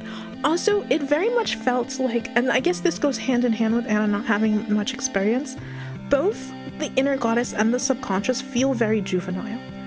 It feels like a teenager experiencing desire and love for the first time. And I found that incredibly off-putting throughout the entirety of the story. I was like, she is engaging in some like high-level activities. And what is going on inside of her mind is very jarring in comparison. And it is incredibly off-putting. I never came across a concept of purity that wasn't fucked either.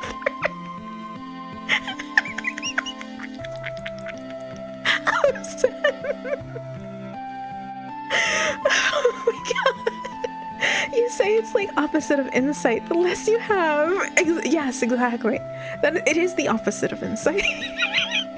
For me, one is pure as a virgin, yes, but fast forward and there's nothing unpure about a devoted couple in a healthy relationship. Exactly. Like, I don't know. I feel like there's no such thing as an unpure person. You know what I mean? Like, that doesn't exist. It just doesn't exist. Oh, happy bad, go into the bad corner.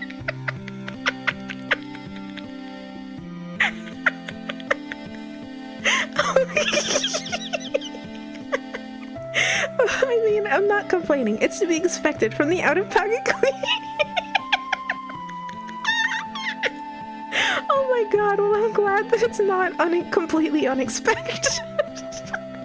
I'm glad that you didn't get completely and utterly jump scared by clicking on stream and immediately hearing booties. Oh my god. Oh my god. Oh no, that's not me the pooping. Oh, why not add DID to the book? I'm sure the writer hasn't researched DID either. I don't even think that it's like a DID thing. At all, whatsoever. Nothing, it doesn't, yeah, no. I think that maybe... I don't know. Once again, it just feels very, like juvenile. Oh, Anna's inner goddess? Sorry, goddess, what the fuck?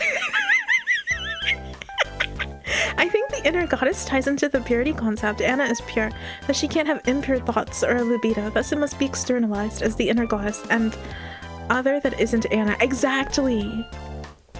Like, she's not even allowing herself to think, this is my thought, like, I want to do this. It's like something else's thought, something else's problem. Oh, sounds like another mental issue, but yeah, nobody's 100% perfect. If that makes sense, a way to divorce her further from the depravity of Dr. Gray. Yeah, there's a level of dissociation that is worrying there. There should be a parody sketch called VOD, and it's just 5 minutes of a dude trying to figure out how to explain to his girlfriend that he's Inner goddess doesn't make sense in the fact that once more, she feels like an empty sheet, an empty character, an NPC. She has no self-esteem or personality. And then when she has sex, she develops a personality around it. Being her inner goddess feels incredibly fucked. Just like Anna when she's with Gray. Yeah. Oh my god, yeah. It's,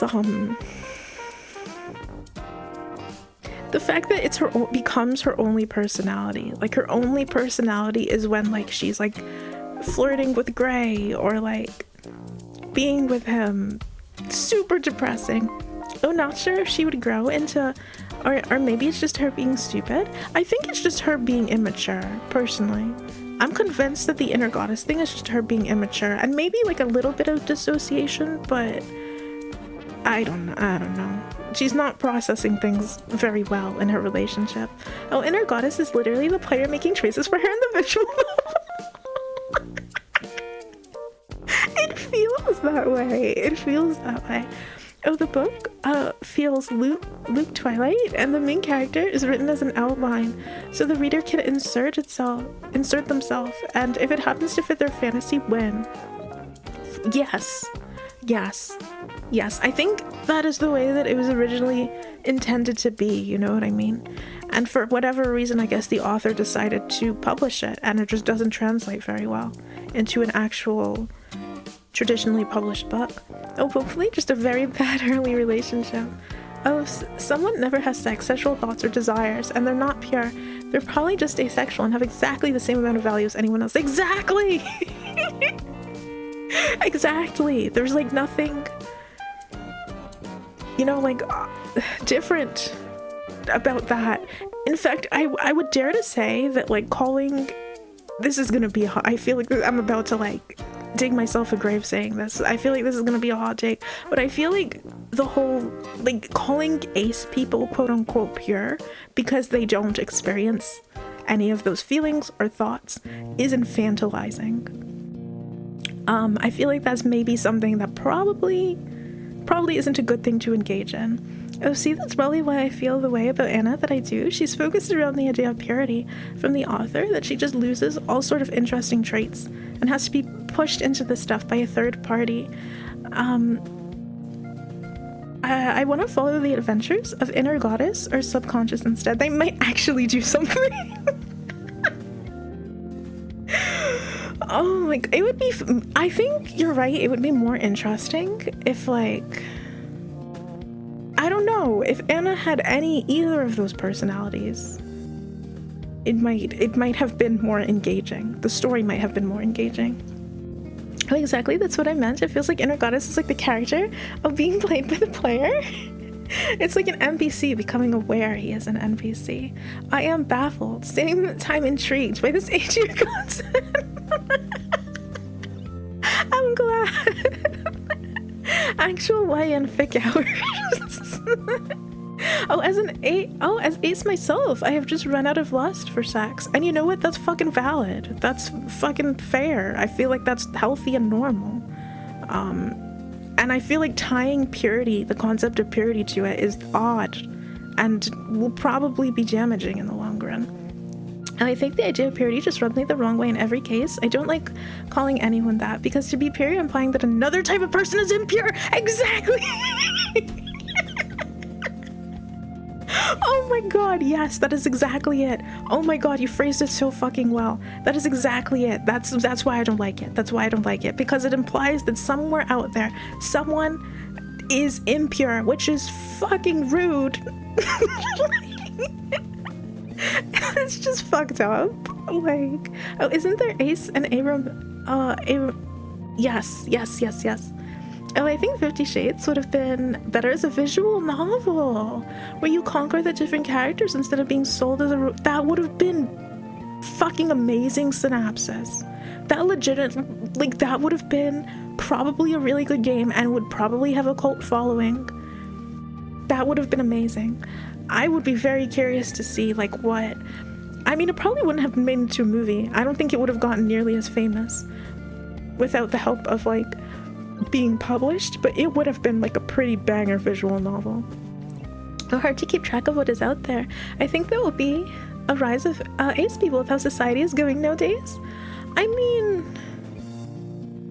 I don't know. I think it's. I don't think it's like a magical rise. I think that people are just, you know, they just are. You know what I mean? They just exist. They just are. And I think a lot of people who maybe not have heard of the concept before will hear it and be like, oh, that's me. That's me. There's a word for it. It exists. That's wonderful.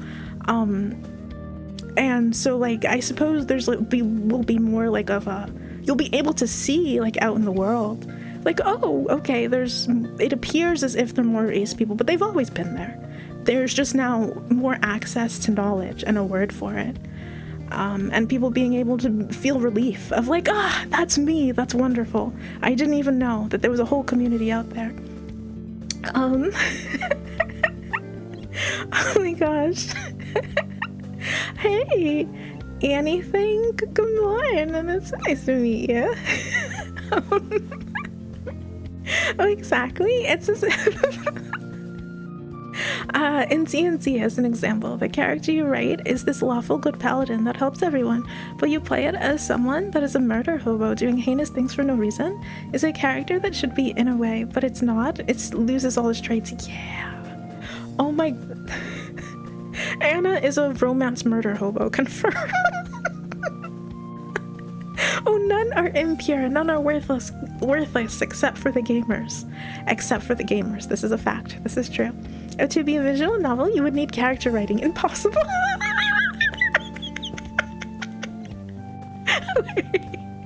Well, the character writing is pretty bad. Oh, blessed be the Mountain Dew. Blessed be the Mountain Dew.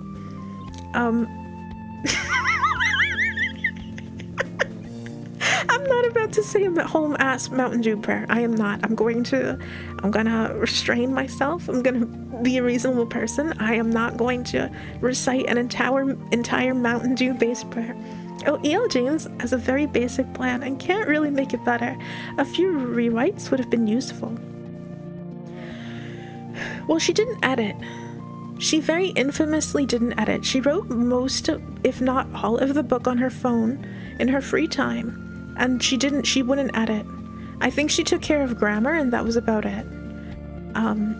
Oh, you would have to make huge chunks of how the characters actually act to rewrite it. Oh, bingo, because we don't know how they actually act. Oh, you got empty character sheets with this book. Oh, build your own visual novel. Actual character in 50 Shades. No. We only have Sego Hot Rich Dude, Pure Blank Sheet Girl, and the rest. There is a manhwa about this character in the story becoming aware of the protagonist, being unable to see any character apart from the protagonist. Super recommended. Okay, that sounds good. That sounds good. Romance murder hobo. Before the game starts, you choose the character traits for the cast. Oh wait, there were other characters. I mean, I know that Anna is a flatmate, roommate. She does. I kind of want to skip this question because we've gone into it so heavily. What's after this question, actually? Oh god, and his backstory. Hold on. Let's get to the question about Kate. Because that's something that we haven't touched on quite yet.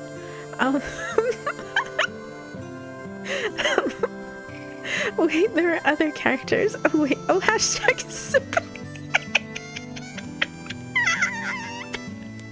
Oh, poor Kate. She got sick and apparently didn't know her roommate hated her and wanted her to fail her interview. Oh my god, poor Kate. Kate deserves a better friend.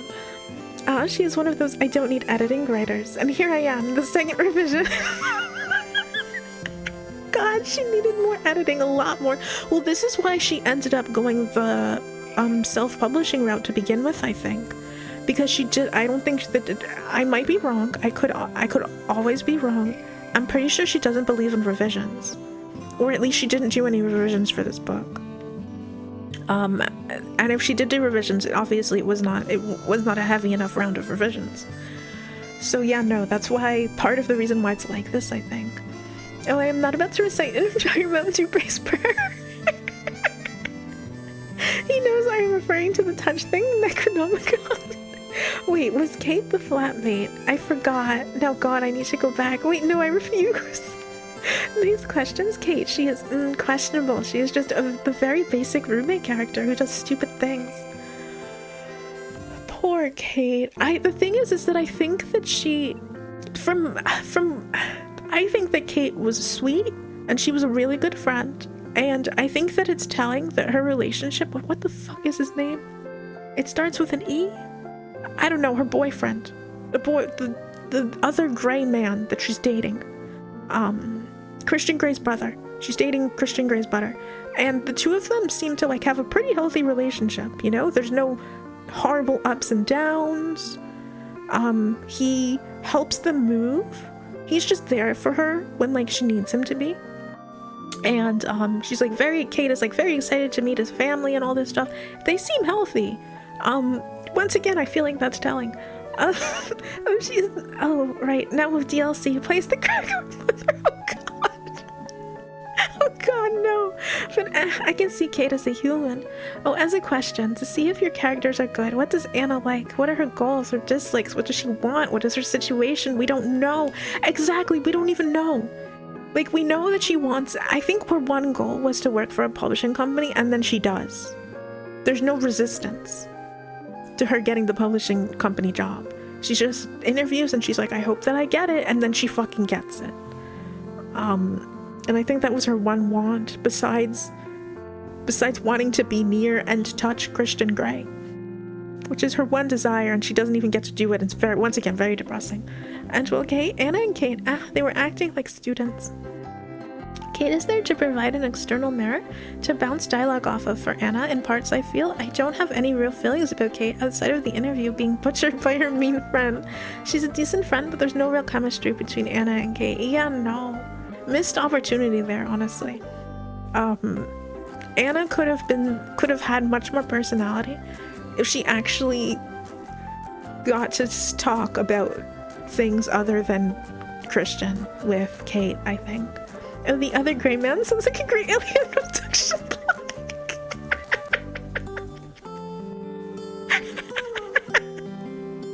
Oh my god, her relationship seems to be there to provide a twisted reflection of the eternal hellscape that the first gray man and Anna live in. Yeah! Oh my god, yes. Yes. Kate, who's quote-unquote normal, gets to have a normal, healthy relationship, and meanwhile Anna is on, like, a horrible roller coaster ride with the evil millionaire man. Oh, it does? Tabby knows her choice of books. Oh, Kate who? Kate is just a character that is another blank character, but is funnily more interesting than Anna. Kate is just an NPC once more, friend of Anna with Grey brother, because it's always about him. It feels like positive relationship with Anna, but she just exists. Yeah. Unfortunately, we don't get to know much about Kate, but because we're following Anna's point of view, and unfortunately, Anna is kind of self-involved. Unfortunately. I feel like that's a mean thing to say, but she doesn't really wonder what's going on with Kate most of the time. She doesn't go to investigate how things are with Kate. And like Anna is only constantly thinking about her own situation, and also most of her thoughts toward Kate are kind of mean, because every 5 minutes she's like, oh, you know, Kate is so pretty, of course Kate does this, of course Kate gets that, of course she has a normal relationship. You know, just all of this nonsense that's just like, why can't you just have your friend? Why can't you just be in the presence of your friend? She's like constantly comparing herself to Kate, and it's toxic as fuck. Oh, Close Encounters of the 50 Shades. There is little spark in Anna. I mean, Kate. Oh, where are you keeping up with chat, Chappy? Good shit. I am. Look at me go. Oh my god. Well, Anna has no spark. She's empty. And Kate, she seems to have some kind of life. So, a little humanity. Oh, indeed. Good job, Chappy. Anna is very hypocritical when it comes to Kate, considering they are in practically the same relationship with brothers. Yeah. She kind of is. Oh, 88.22%. Bunger counting down to his limit break. Counting down to when he's able to unleash his ultimate attack. Oh, but Anna just seems hostile to other women in general. Yeah, she does. I don't think that she likes a single other woman in the book. Which is... like, ma'am, please.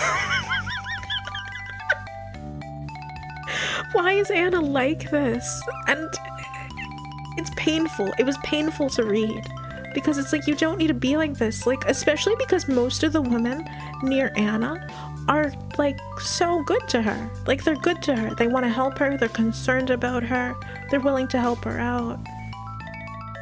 And she is just thinking the most horrible thoughts at any given time in their general direction. Oh, well, Anna is an empty shell. Kate is a target for Anna to compare her life to Kate, seeing what she is doing wrong, but not changing anything about herself. Kate is the reflection of Anna, but better. Ooh. It's true, and it's brutal. It's true, and it hurts. Oh, boy. Oh, hence, once again, showing off rich, handsome man at work vibe. Yeah, kind of is. Okay, hold on. Let me get to the last question. Favorite character, technical level of writing. Oh, whoops, no. Okay, last one. Because we've got to ask this every single time. Would you recommend this book to anybody? Anybody at all? And if so, who would you recommend it to? I'm trying to think now. Like, is there anybody I would recommend the book to? Oh yes, to writers, to learn how not to write.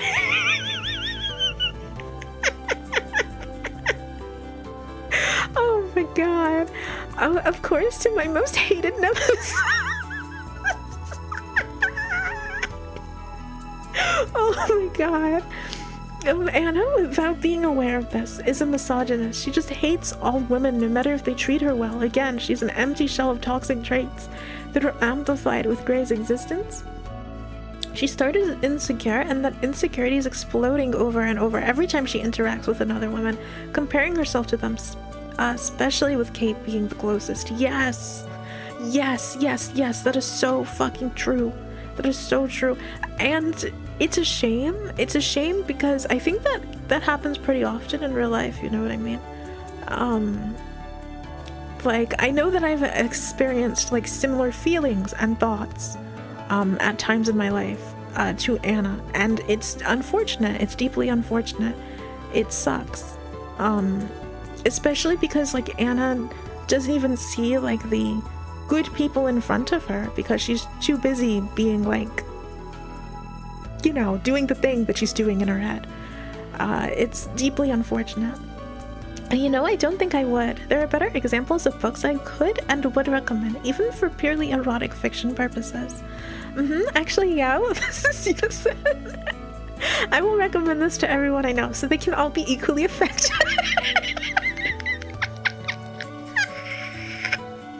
Alright, casting AoE damage on everybody that you know with this book. Christian Grey is a Sailor Moon, and Anna is a Tuxedo Mask, showing up to use a small plot point to save the day while Courageous the work. That's true, though. Oh my god, that's so fucking true, though. Oh my god, oh no, you're right, though. Oh, it's just not well written. Even with all the excuses in the world, I can afford it. Yeah, like even us trying to be like, maybe it's technically in a different genre. Maybe it wasn't supposed to be, you know, like, what is the word that I'm looking for? Oh, maybe it wasn't supposed to be romance. Like, no matter which way we put it, it's still not well written, no matter what. Go to a language teacher to expose to his students about all the wrong things about the writing of it. Oh yes, the goddess. Otherwise, I think the book is actually pretty forgettable.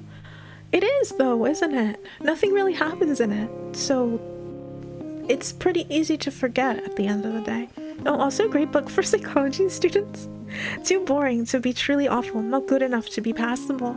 I wouldn't even remember it to be able to recommend it to anyone. It's just so painfully middling.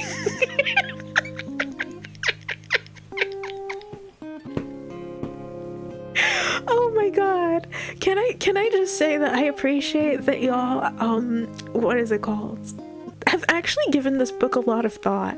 You know what I mean? And I very much appreciate it. I feel like this is probably one of the best conversations that I've seen. Some of the best ideas that I've seen about 50 Shades. I feel like y'all really thought this out. And I am impressed, and also I appreciate y'all are smart as fuck. Taffy feeling entitled with Anna. My inner goddess was mad at this girl because she was taller than me.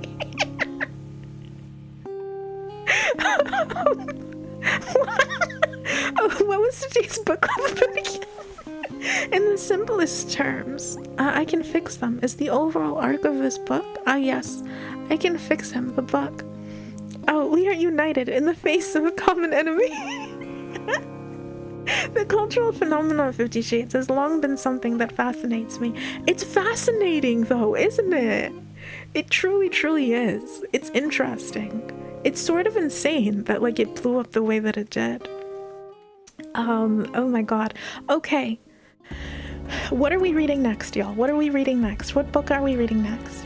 Oh, the cultural... I think bad works can teach us so much more than the good ones. They can, though. They truly, truly, truly can. Not that... I mean, there's plenty to learn from the good books, but the bad books are equally as valuable. Although cultural phenomenon's a lot like Twilight. Oh well. Oh, off topic, but my fanfic rec for right now is Disco Elysium! Slay the Princess fic, which is what I was reading earlier today. Really well written, and true to character for both setting. Called Fury of the Shattered Mirror. Okay, hold on, I'm writing it. I know nothing about Disco Elysium. I'm gonna have to play the game first.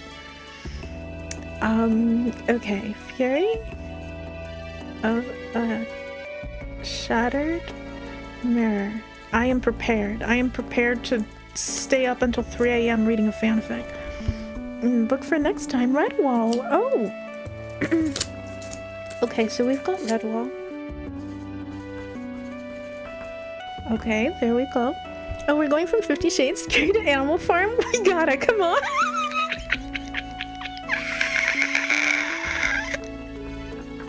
Animal Farm! 50 Shades. Becoming mega popular. Feels insane. Being as mid as it is. It's as Tyro said, nothing remarkable about it. Oh, Animal Farm, how fitting. I think good works are harder to dissect, harder to see how they work. That's true. It's true. It's still worth doing. It's still very much worth doing, like trying to figure out why good things are good. But it is more difficult. Oh, probably fair. Oh, Tabby, before you end, can you take a look at the lore and spoilers and tell me what you think of my character concept? Why do I feel fear? Okay, hold on.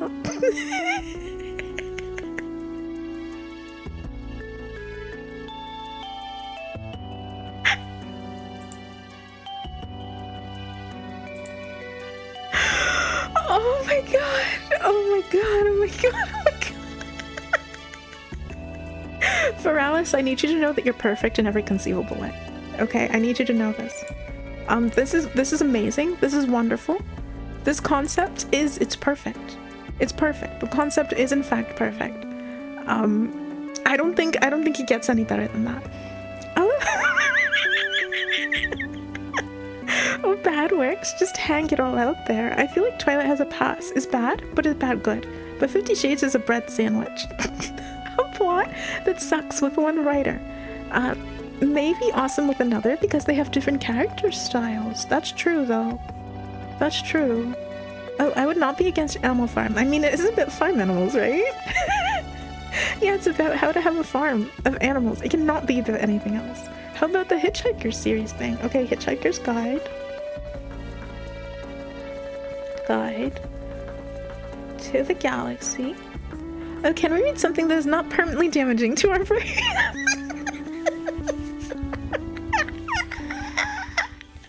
We can do that. We can do that. I can save the Pestilence book for the following book club.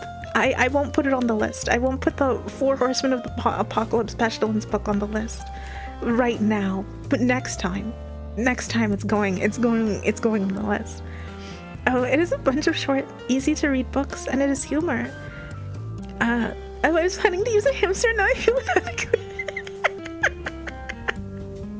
It's an instructional guide to raising animals on a farm. I think if baby Obessa were to write 50 Shades would be way better.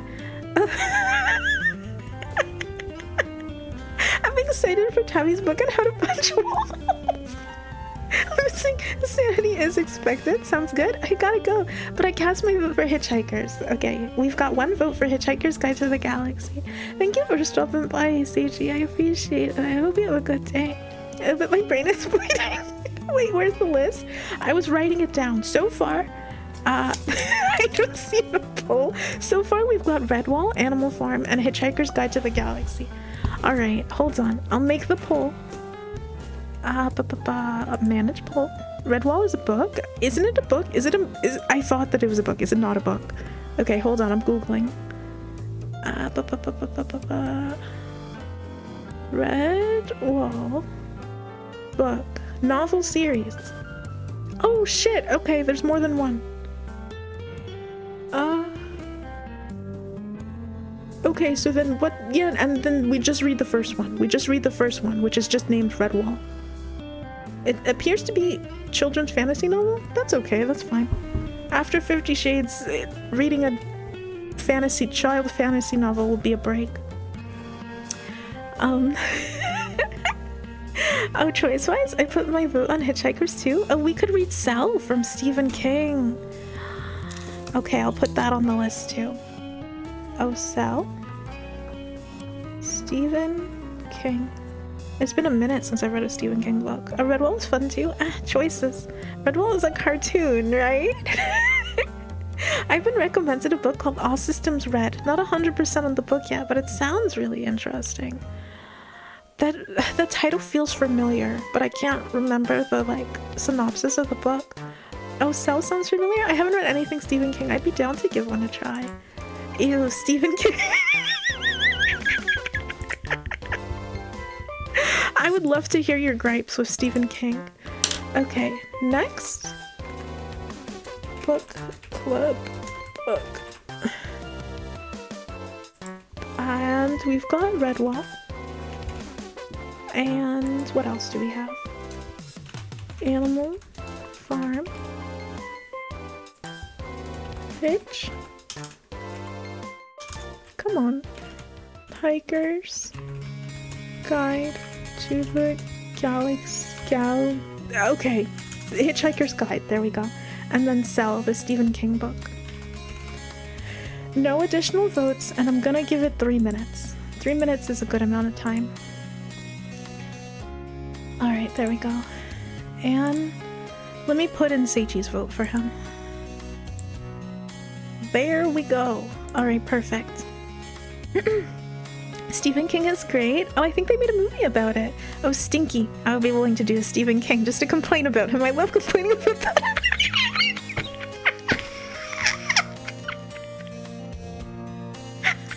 I love that there's at least one other person in the world that also has gripes with Stephen King, because I too have gripes with Stephen King, but I feel like I'm insane because everybody's like, Stephen King is so great. Oh, Tavers, I forgot to ask. The earlier scheduled session still on the 24th, just earlier in the day. On the 24th? Oh god, I need to look at the calendar. It should be on the 24th. Unless I might have... let me look at... when is that? Oh! I should probably... I think I meant to put it on the 25th. I think I meant to put it on the 25th. Because I can't... It won't be possible to do, 2 games back to back. That's massive beef with Stephen King. Oh, I start every single sentence with, now look, here's the thing. Hey, honey, good morning. It's good to see you. I saw him in the park with Hatsune Miku, handing out drugs to children. Clearly, Stephen King needs to be excommunicated alongside Hatsune Miku. Oh, I used to read Stephen King, but at the 8th book, you begin to notice huge flaws. Yeah, I imagine they start adding up, huh? Oh, what is your beef with Stephen King, Tabby? I have questions about some of the stuff, some of the literary choices he decides to make. Are you sure it was Hatsune Miku and the same eyes as a criminal drug seller? Listen, I read a lot of his books growing up, and the cracks really start to show when you examine them. Oh, her too? Okay, 24th or 25th. Just need to know the schedule, and I'm good to go. I will fix it in the Discord after stream. I'm pretty sure that it's the 25th, but I will go and double check that in the Discord after stream. I'm writing it down. D&D schedule. Yeah, no, after stream I'm gonna be on the Discord and to like talk about D&D shit. Because like there's stuff that like I need to do with D&D. Oh, I'm good with Steven unless he's the one reading the audiobook because he's got a really boring reading voice. We need to run more vote for Animal Farm. Oh, that's because his soul was sucked out by his writing. He has nothing left. Yeah, I know because capitalism, he ended up just writing horror until eternity. But I think for his sanity, he probably needed to swap genres at some point. You know, some people can write in the same genre forever, and some people can't. For sanity reasons. Oh, Saturday 24th for original, 25th for the early one. Oh, Stephen King and Giants Rise Up. What a little scruggly soulless brain. Okay, Hitchhiker's Guide 1. Hitchhiker's Guide to the Galaxy. So that's what we're gonna be reading next time. But after that, let me tell you, after the Hitchhiker's Guide, I'm dragging y'all back into romance book hell. I'm warning you right now. Oh. I like the first books of him. Then they became commercial. And when some people can only write one genre, like me, it always revolves in horror. An easy and light book to read. Oh yeah, after that pain, please don't.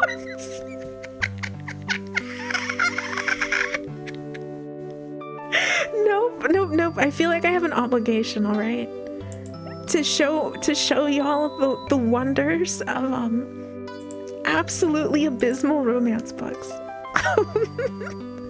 Oh, I read Insomnia by Steven. It helped with my insomnia. Oh my goodness. Okay, everybody. Thank you so much for oh my god. Y'all are the best. Y'all like really fucking gave it your all with this discussion, and I very much appreciate it. It was fun. It was fun getting to talk about this book with y'all. Y'all are some smart cookies. All right, thank you so much, everybody, for stopping by and for hanging out. I appreciate it. We're gonna be back on Thursday. I'm gonna be playing something, that's for damn sure, on Thursday. I hope that all of you have an amazing rest of your day or rest of your evening. I'll see y'all Thursday. Bye.